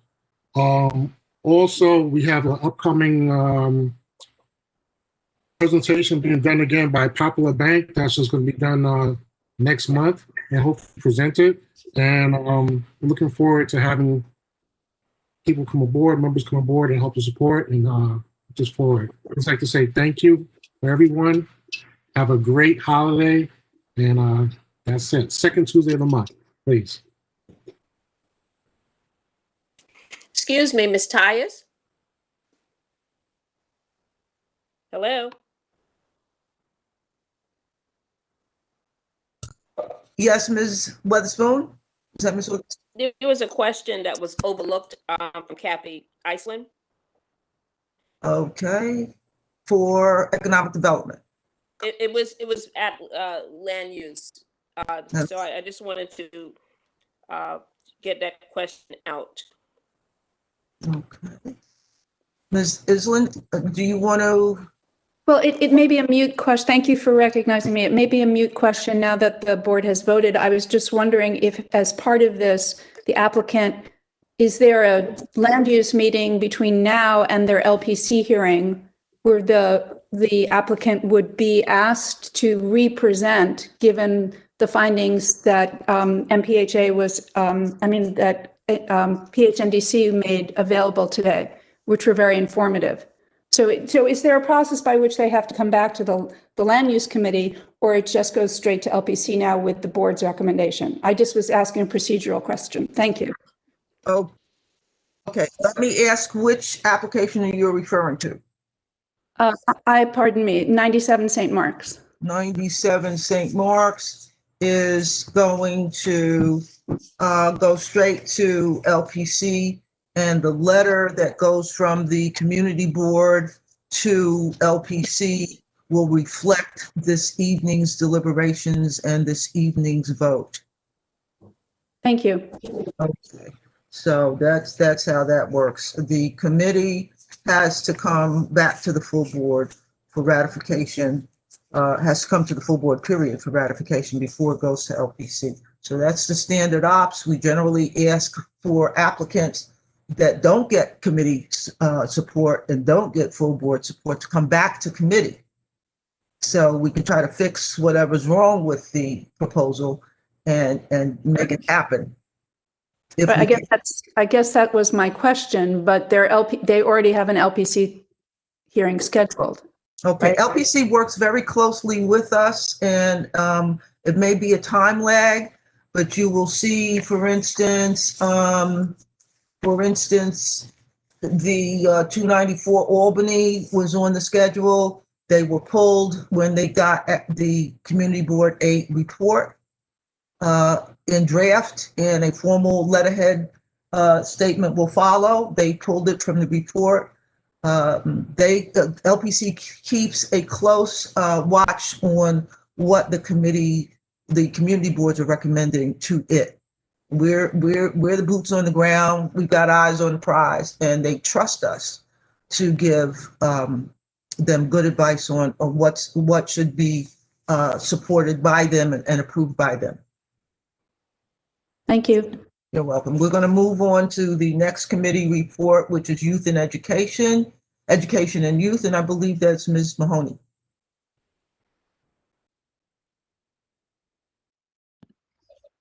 I'm Health. Youth, Education and Youth, Ms. George, who's handling that? Either Miss Henry or Miss Daniel.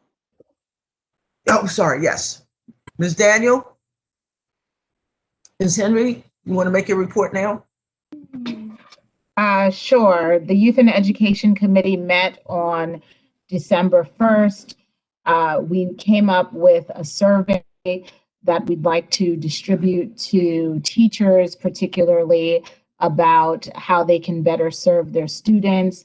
There was some discussion about whether or not virtual school is being successful for all students, especially given the fact that there are non-traditional caregivers at home who may not either have access to the digital devices or know how to use digital devices and need assistance with helping the students in those ways. And also concern was expressed about whether or not the kids were sent home with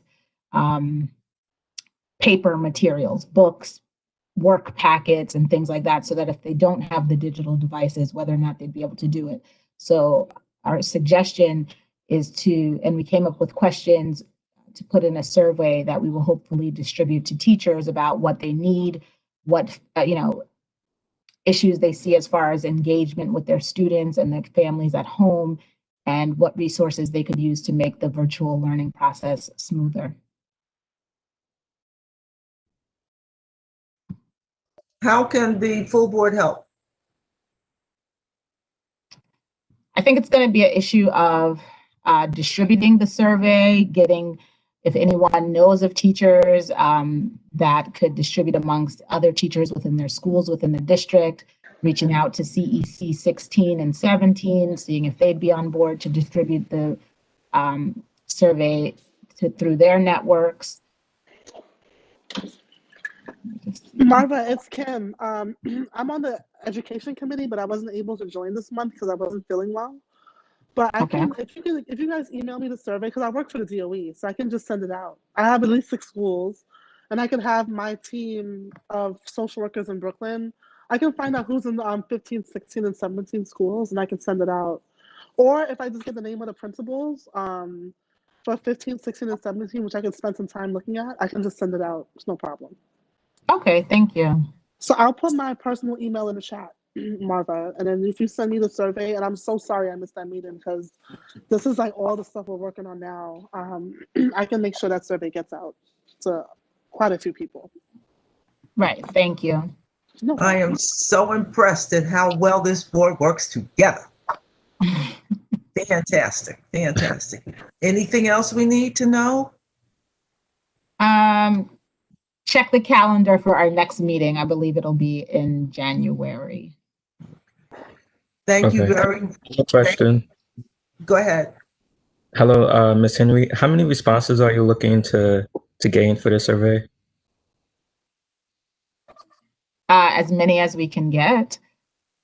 Okay. I don't think we've assist set as well. any limits. Yeah. Okay. Thank you.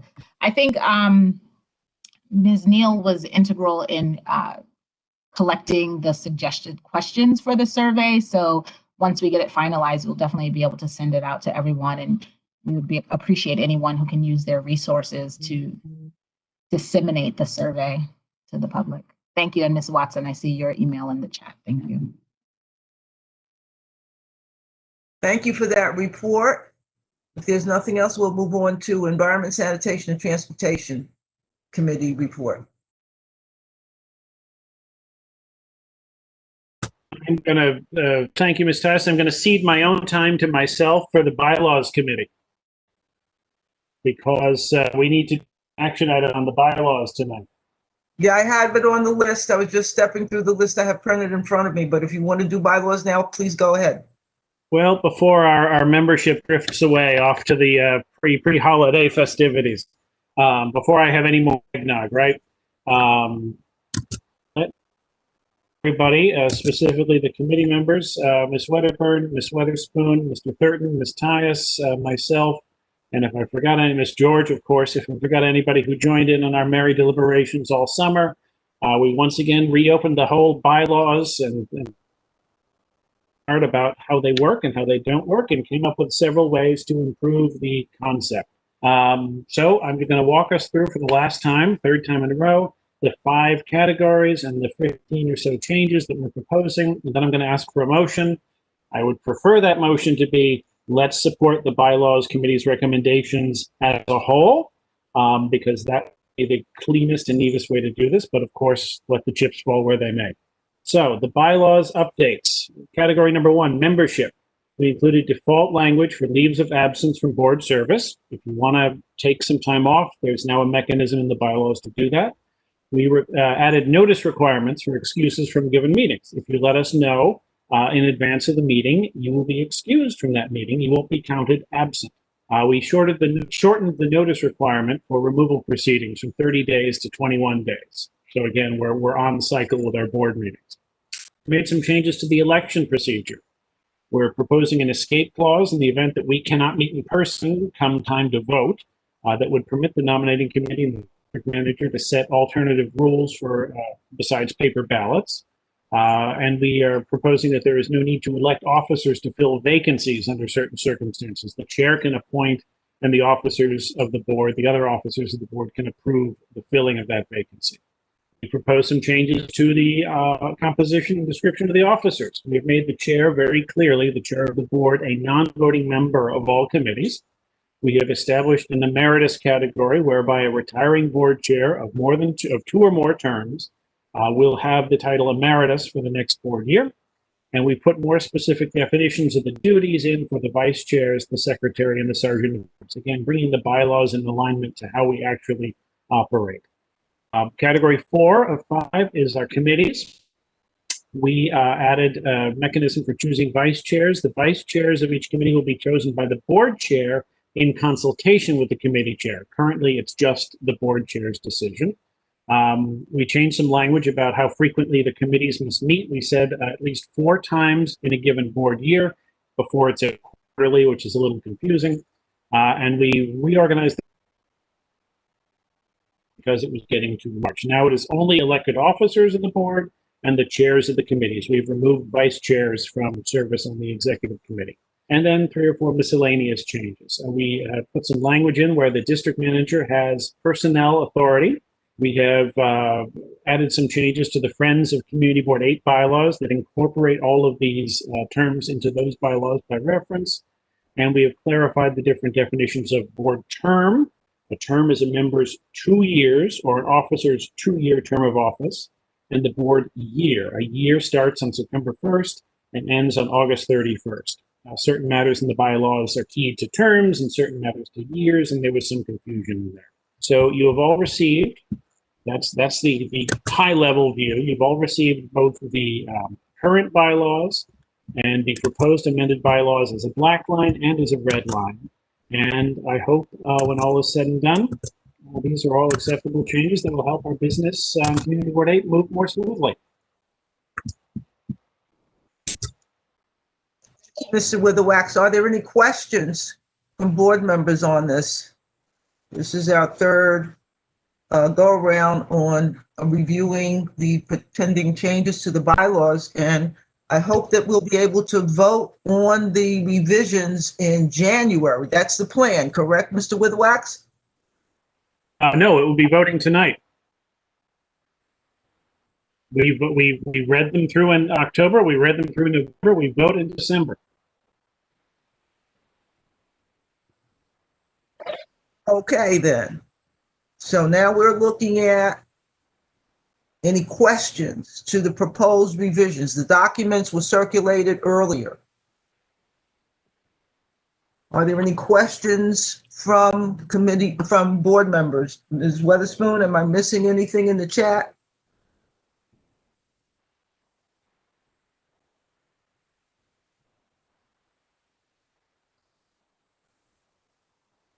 There's nothing in the chat. There's nothing in there. Okay.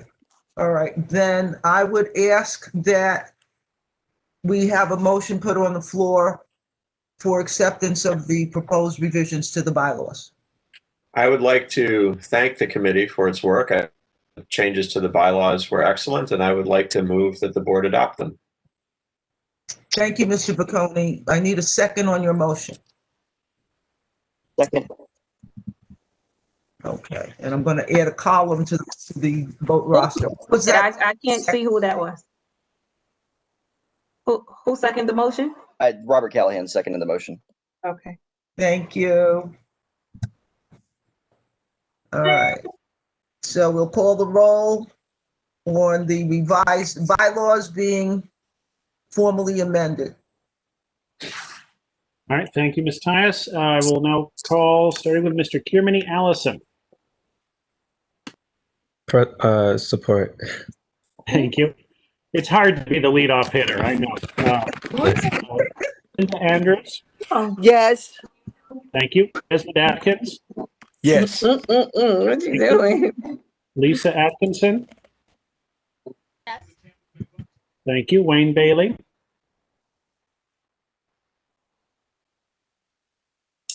Princess Ben James. John Buckholtz. Robert Callahan. Yes. Thank you. Andre Charles. Nora Daniel. Yes. Thank you. James Ellis.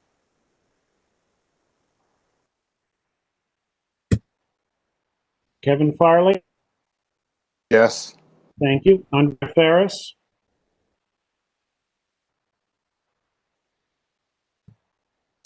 Drew Gabriel.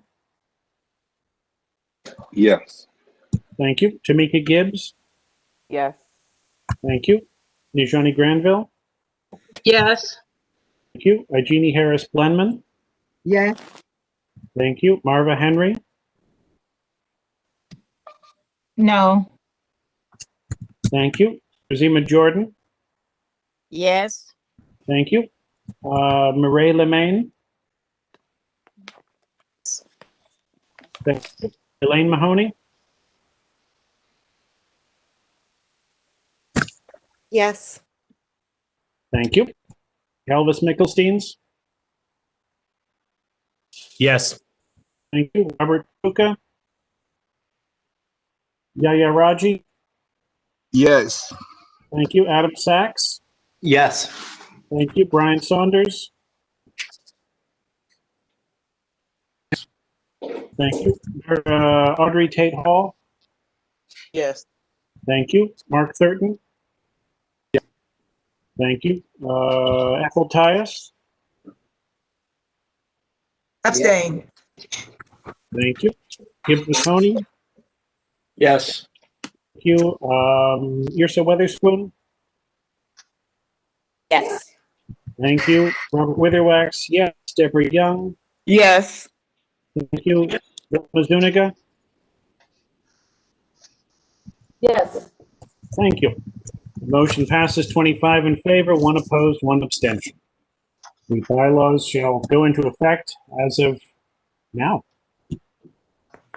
Thank you all very much. And putting on my other hat for the chair of the EST committee, we will not be meeting in December. We look forward to reuniting again in 2021.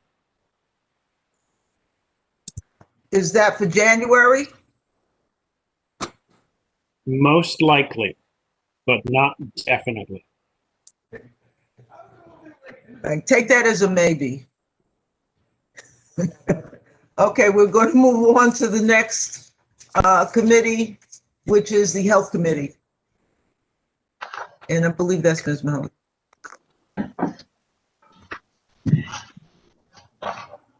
Do we have a report from the Health Committee? Thank you, Chairwoman.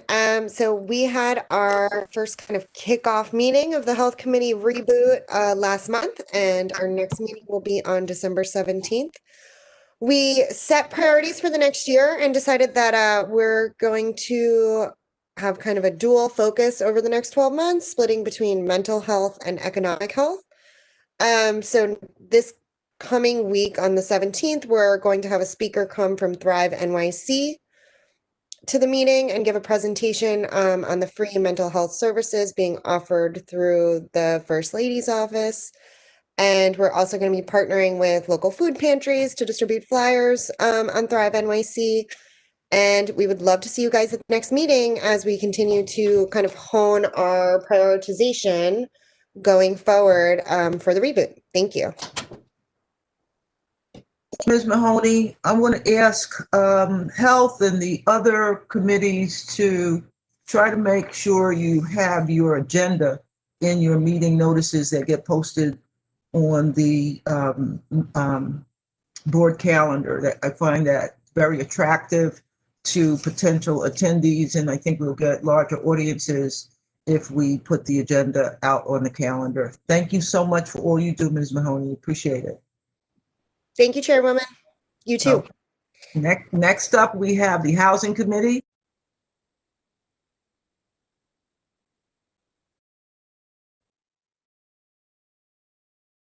Can you hear me? I can hear you now. Okay, good. Last night, our discussion centered on the blueprint that was supposedly announced publicly in July that somehow we just heard about. And this blueprint is to privatize NYCHA, to create a trust made up of the housing units, and there would be a bond issue that would be financed by, if I understood it correctly, it would have something to do with them being able to use Section 8 in order to do this. The whole prospect is very scary because the residents will have very little say as to how things are done or what the priorities would be. And the whole move to have private developers handle housing, to me, is very scary. It means that their right to remain in this housing will be based on the private developers and on market concerns and market conditions.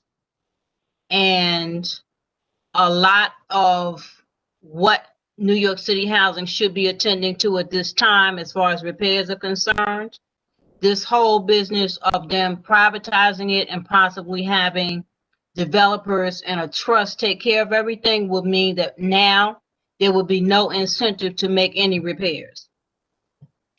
The hearing that was held Tuesday, I did not have a chance to prepare remarks in time for that.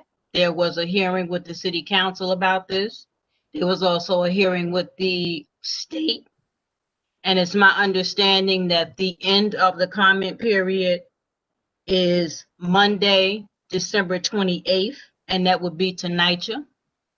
So we discussed last night having something prepared in response to that. We understand that housing authority residents were present and they are somewhat mystified because they got the notice at the last minute and they're not exactly sure what it means. The scary thing is that once they convert these units to a trust, there will be no way to undo the process.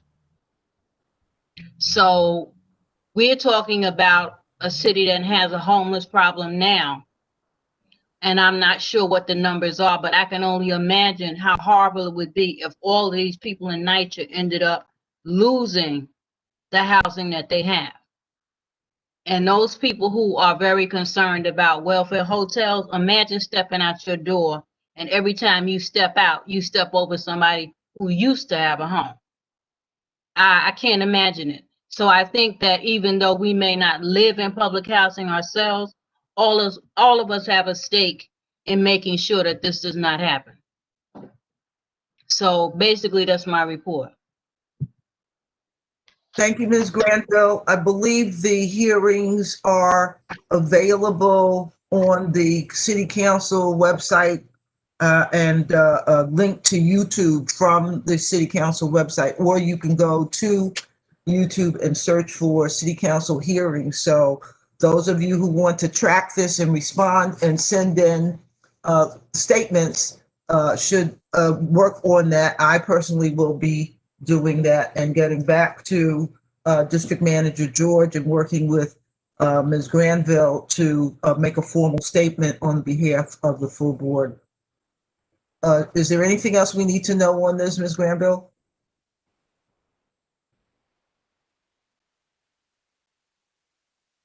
Unmute yourself, unmute yourself. Okay, Can you hear me now? yes, go ahead. Okay. Other than your suggestion that we make sure that not only the city officials, the city elected officials get the remarks, but the state elected officials as well, and possibly also the federal ones. I'm thinking about the remark that was just made when Mr. Schumer was talking about the fact that some of the monies for infrastructure would include housing. So that's a very encouraging development to know that he's thinking of housing as infrastructure. So as far as I'm concerned, that means that any urgency that there's no need to rush this, but from our discussion last night, we might have 90 days. We might, and we're not sure because you have state budget year in the city. And I'm very concerned whenever the city comes up with stuff in July, the boards do not meet. And then you want to rush things through by the end of the year. You have a 1 day public comment period, 1 day, and maybe go like we did. So it's, to me, you're pushing it down people's throats and they really don't know what you're doing or how it's going to affect them. So it's like a sneak attack as far as I'm concerned. In the middle of COVID, this is what they come up with. I'd like to make a statement when it's appropriate, Ms. Tyus. Please, go ahead. Yes, I after last night's hearing, I had some time to do some research because I know that we were trying to put together a statement on behalf of the Housing Committee, perhaps the entire board. I want to say at the front, I've not had a ton of time to do a full review of the blueprint for change that's being referenced. I can say with certainty that this blueprint for change has had a deeply flawed public relations campaign. I think that the NYCHA should be how to say reprimanded for how they're rolling this program out. It's pretty tremendously badly done. But with that said, there were a few pieces that had been put out that I think it's worth correcting the record on. The most important of which is that there's a very strong difference between what the city is engaging in here and what is being done already as far as privatization of work. The blueprint for change is not going to have any sort of private development in the strictest sense of the word. There's going to be no selling of buildings. In fact, the blueprint for change explicitly says that the trust will not be allowed to sell the buildings. In addition to that, the work and the work that will be done on the buildings will continue to be done by NYCHA employees. So there will be no outside contractors that are conducting the work. With that said, there is still a lot of cause for concern and need for review of this program. And I'd like to have some time to review what advocates are saying, because quite honestly, this is not a new process. This process of creating trusts that are run by the city has been done in the past. The Hudson River or the Hudson Yards Trust comes to mind. It's just sort of a new way that they have to sort of do an end run around the federal government, having no capacity to actually help us when we need help. So it's very possible that this is the city making a best of a bad situation, but it doesn't mean that they don't need to be held accountable for the potential runoff from the process, especially because they're talking about floating bonds that will indeed be held by members of the public. Here we go again. So that's how I say. Thank you, Mr. Callahan. Atkins has something.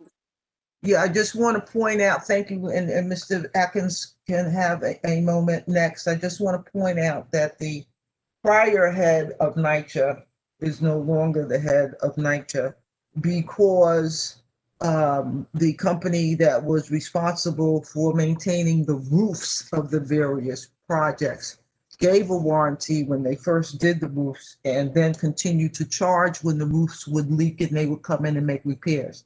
So the warranty that they charged for with the original work and which the city paid for with the original work was a boondoggle.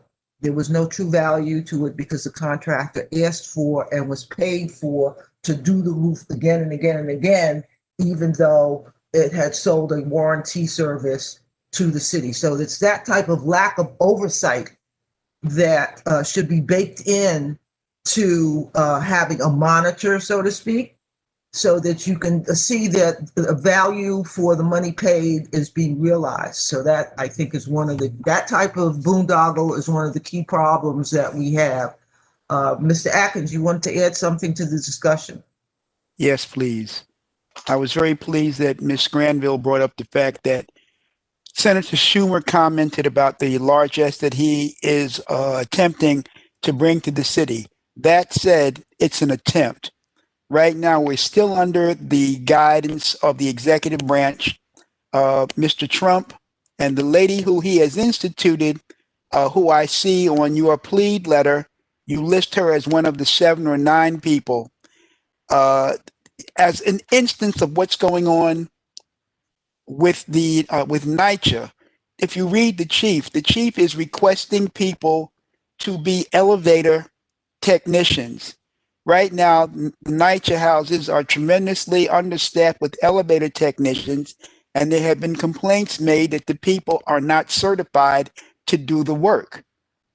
You just cited the boondoggle as far as the roof and the fact that they should have been able to go ahead and call the original contractors in. This is a cash cow for contractors who bleed the city. And then you have administrators on the federal level who say that, quote, Democrat cities are inefficient. But half of that is due to the strictures that they place on government and on regulations. Right now, go ahead. Keep it brief, please. Go ahead. Okay. Go ahead. Mr. Callahan's point brings out the fact that there needs to be very deep reading into the what is being pushed forward. But the present administration, city and state, are finding themselves in a very poor position. And once again, you came back, or I don't remember who it was that brought it up, but if they're going to be floating bonds, that's the red herring. And that always goes back to the one thing I talk about, banking and people using the city as a cash cow. And the only people who make out are the financiers and the people who work with them. And this is a huge cash cow. 40, 50, 60 years ago, when these NYCHA houses were first put into place, they weren't run as shoddily as they are. They've been allowed to deteriorate because the demographics in them changed. If the new administration is able to go ahead and move forward, maybe we will be able to see a reversal of that. But this is a very bad situation, and the handwriting is already on the wall. If you read the news articles, if you read the city rag, the chief, you can see where the city is failing. Thank you. Madam Chair, can I say something? Who is that? Drew Tatum. Oh, Okay, I know someone personally that lives in one of those NYCHA houses, the smaller ones, and they forced everybody in the building to sign these new lease under this new thing of privatizing whoever's going to be taking over these buildings. So the whole building had to sign these new leases. And as of the last person to sign the lease, for the past 2 days, they had no heat. When now the people called into NYCHA, NYCHA refused to make a response to the heat. You know, so this game playing is going back and forth, back and forth. You know, so Ms. Granville, I really would like to know more. I'm trying to get this person to give me a copy of their old lease to this new lease and see, you know, exactly. Okay. Okay. And as soon as I do, I'll contact you. Okay. Thank you. Thank you both. Unless there are other questions on housing, we're going to move on to the report from the committee. I did. Oh. Hello? Yeah, I did have a comment regarding this nature thing. I'm sorry, who's speaking muffled and It's Ferris. clear what you're saying? It's Miss Ferris. Andrea Ferris, okay, go ahead. Yeah. This whole thing with the PAT, with NYCHA, because that's what it's called, PAT. Can you hear me? Yes, what's your question, statement? My statement is that they're sending out a lot of these packets because I'm in one of them packets, my development, and we're all still confused as well too. So, and I called someone yesterday. She got back to me. She explained to me that it's going to be converted from NYCHA to Section 8. Everything's going to be Section 8, but managed by private, the private entities. And that the leases will be the same. She said it will be the same. Even when the packet, it says it's going to be the same as if we were still NYCHA, but it's still under HUD. So when they start, because I wasn't able to come on to their webinar, but we having one next week. Okay. There's one, because I got the letter today. One is the 15th. No, one is the 14th, December 14th, and the next one is December 17th. Okay. So they're going to explain how everything is going to be done inside these apartments, what the work is going to be, how the work is going to be done and everything. So, you know, it's all new, but I'm going to contact somebody I know as well who already has been in this PAT thing for about a couple of months and find out how is it working for them. Okay. You know, so I'll get back to you with that. Okay. Excuse me, Andrea. This is Audrey Tate Hall again. You didn't see an increase in your rent? We're not in that phase yet. My development is in the phase of finding out everything. We didn't do anything yet. We're the next set that's going to go into this phase next year. Yeah. Is a link to the webinar available to non-tenants? I don't know. Can you scan a copy of the invitation or send the link to the board office and to myself and Ms. Granville? Sure, I can do that. Okay. Thank you. All right. Anything else on this right now? No. Okay, so unless there's something else on housing, we're going to move on to the Parks Committee. Yes, good evening, everyone. This is Linda Andrews reporting on the Parks Committee minutes. We met on December the 1st, and we just would like to let you guys know our own Marva Henry that we have on the committee board now is the new lead person for the Friends of Broward Park since Robin left. So thank you, Barbara, for being at the meeting to give us a good report. They're going to have, it's my park day on December 12th. So, you know, to help, you know, clean up the park. Marvin, what time is that supposed to start? It's the Leaf Crunch from 11 a.m. to 1 p.m. So 2 hours. Yes, okay. And the next thing I wanted to know about the tree lighting. I know it's not going to be a ceremony, but what day is the tree supposed to be lit up?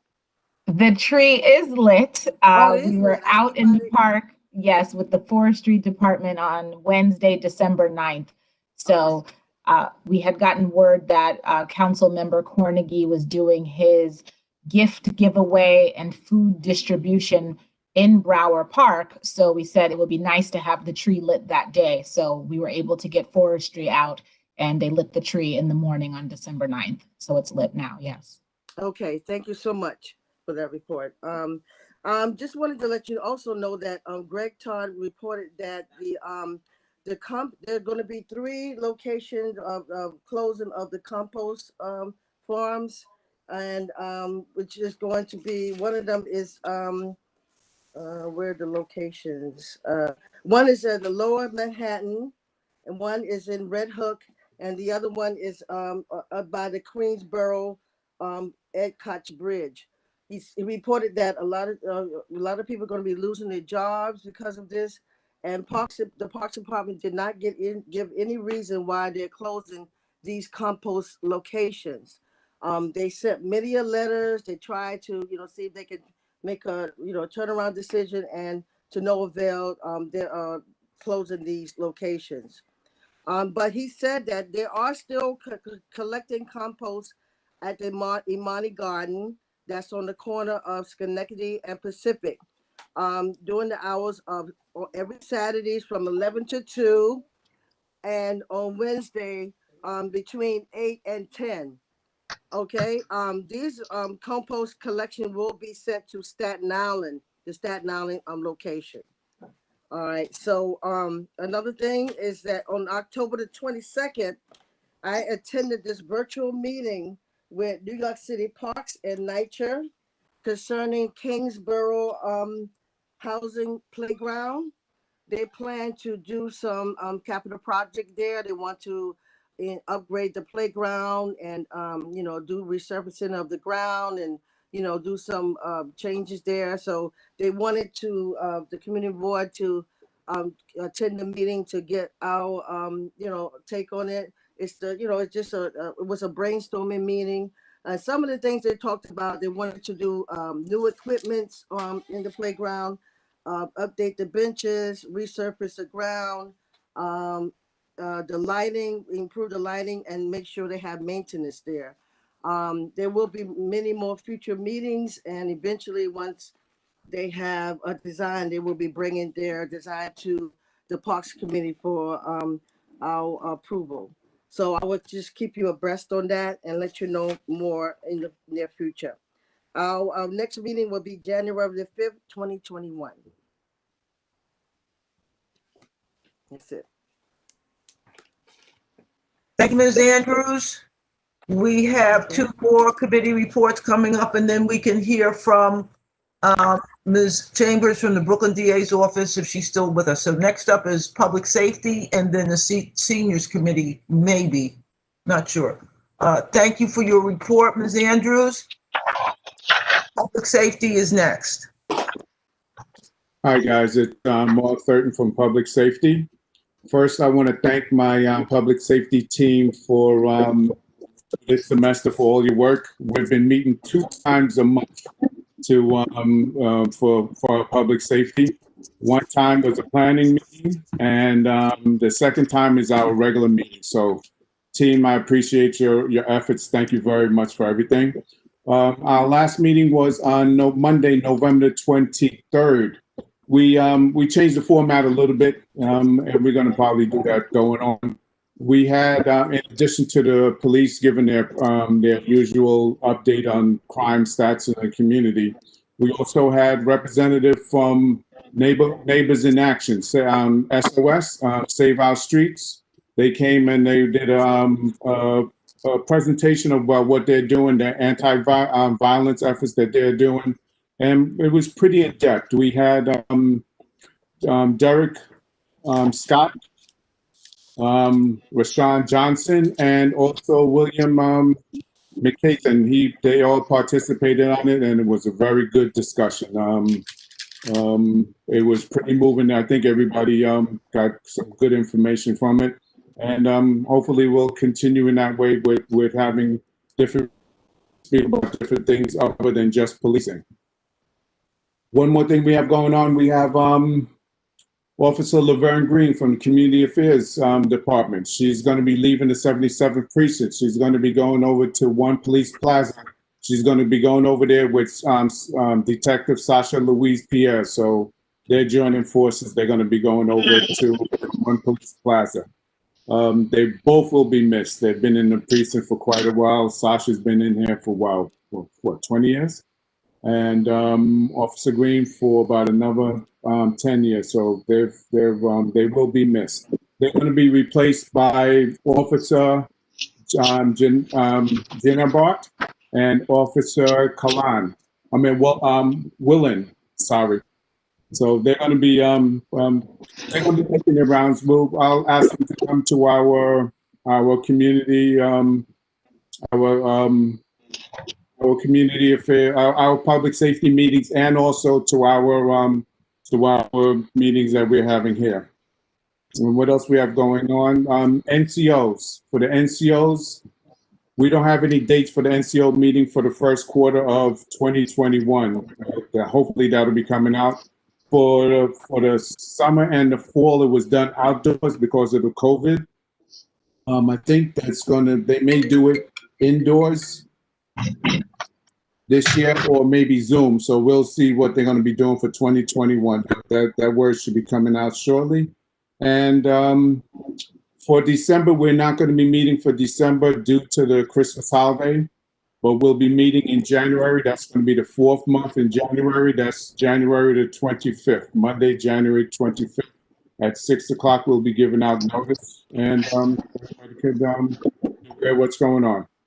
That's about it, and have happy holidays, everyone.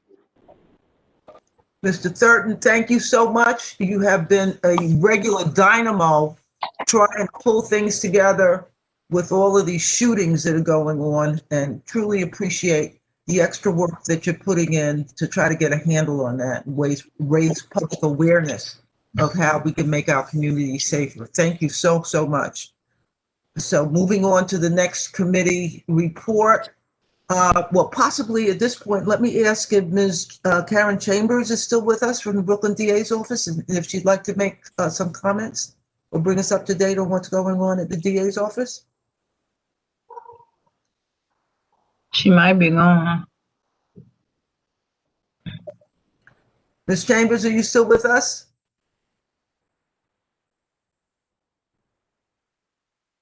It's likely she's still gone. She is gone by now, so we'll proceed with the last committee report from the Seniors Committee.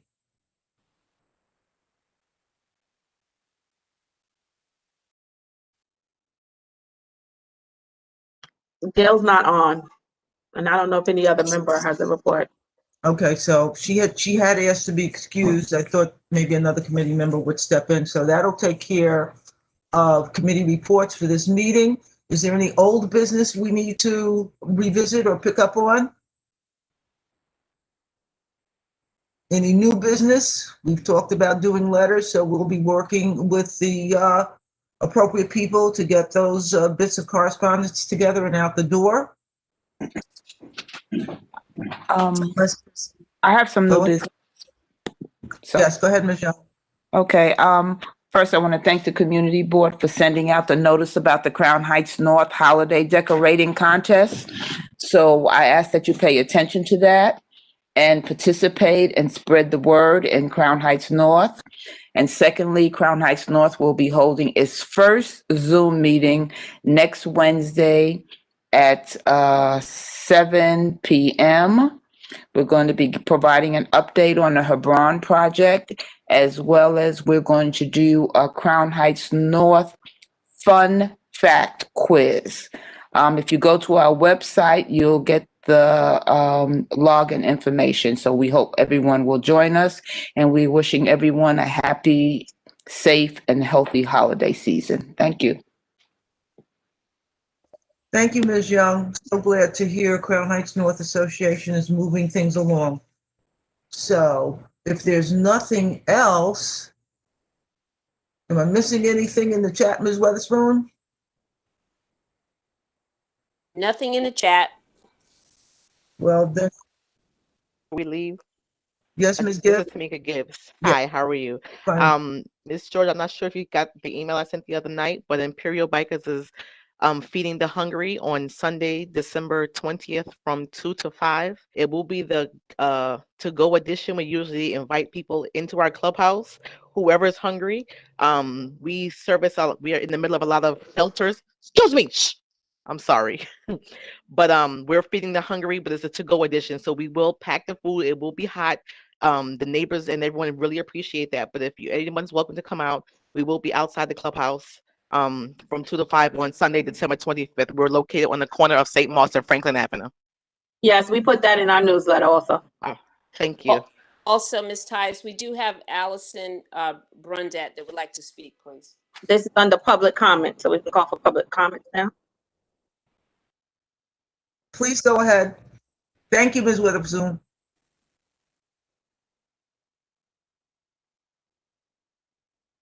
Okay, you're unmuted. Great, thank you so much.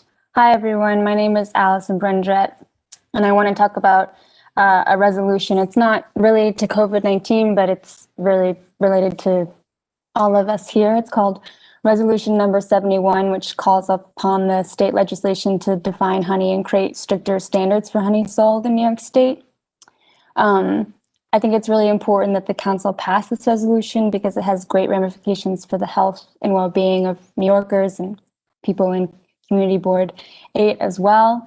Honey is a valuable commodity, which makes it highly susceptible to adulteration. Substances such as high fructose corn syrup, rice syrup, antibiotics, and metals have all been found in adulterated honey. And while 60% of the honey consumed in the US is imported, the FDA just tests 5% of it, 4 other states have already sought ways to reduce the threats of adulterated honey. And besides protecting the financial interests of local honey producers, as well as the health of consumers, bees are a vital part of our ecosystem, and we need people to maintain or even start new apiaries throughout the state or in Crown Heights or in the city at large. Which brings me to my last point. New Yorkers are dependent on food produced both in the city and the state. In fact, 15 to 30% of the food we eat is pollinated by bees, or 1 in every 3 bites. Along with many other parts of the world, the state is experiencing a declining honeybee population. Every year for the past 10 years, as many as 68% of the state's colonies have died. Importantly, urban areas like New York City actually protect bees against many of the major environmental threats. In the city, bees are exposed to a wider variety of food sources and less pesticides and insecticides more commonly found in suburban and rural areas, and creating higher standards for honey could also encourage small apiaries to register with the state, which can help scientists keep track of and stop the spread of disease traveling between colonies. In closing, I just want to ask we advocate for the bees, for the well-being of New Yorkers and our environment by asking our council members to show their support for the resolution, for resolution number 71. I can send a brief policy brief as well if you're interested and present at the health committee as well. Thank you so much. Ms. Tias, Celine Rosado would like to please briefly make an announcement.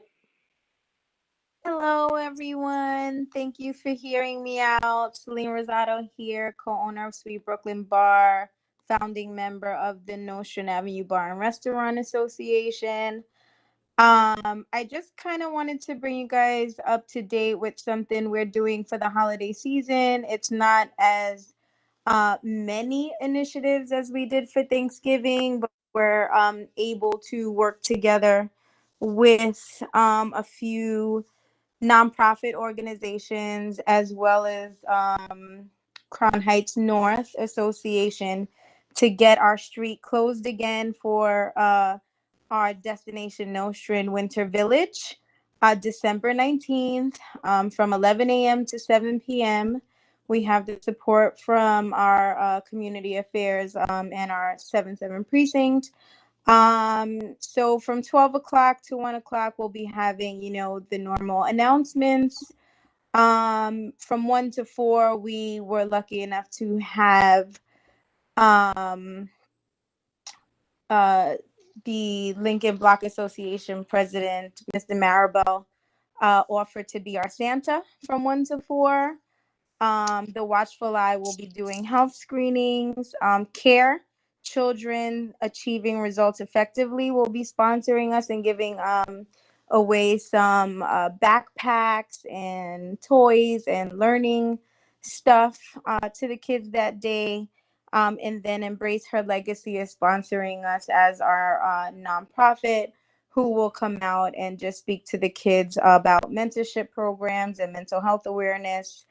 And we'll be creating somewhat of a little like a tent and lights and trees and just something safe for everybody to come out and, get their kids out the house and, just kind of be happy for a second and try to forget that we are in a pandemic. However, we will be enforcing mandatory mask wearing, social distancing, a limited amount of people on the street, and we do have the support of all our block associations. So pass the word along if you can. Thank you very much. Do you have a flyer that we could post? I do. I sent it to Gail, who I think sent it to Deb. I think she's on the call. I don't know if she has it yet. I sent it at like 7. So. Okay.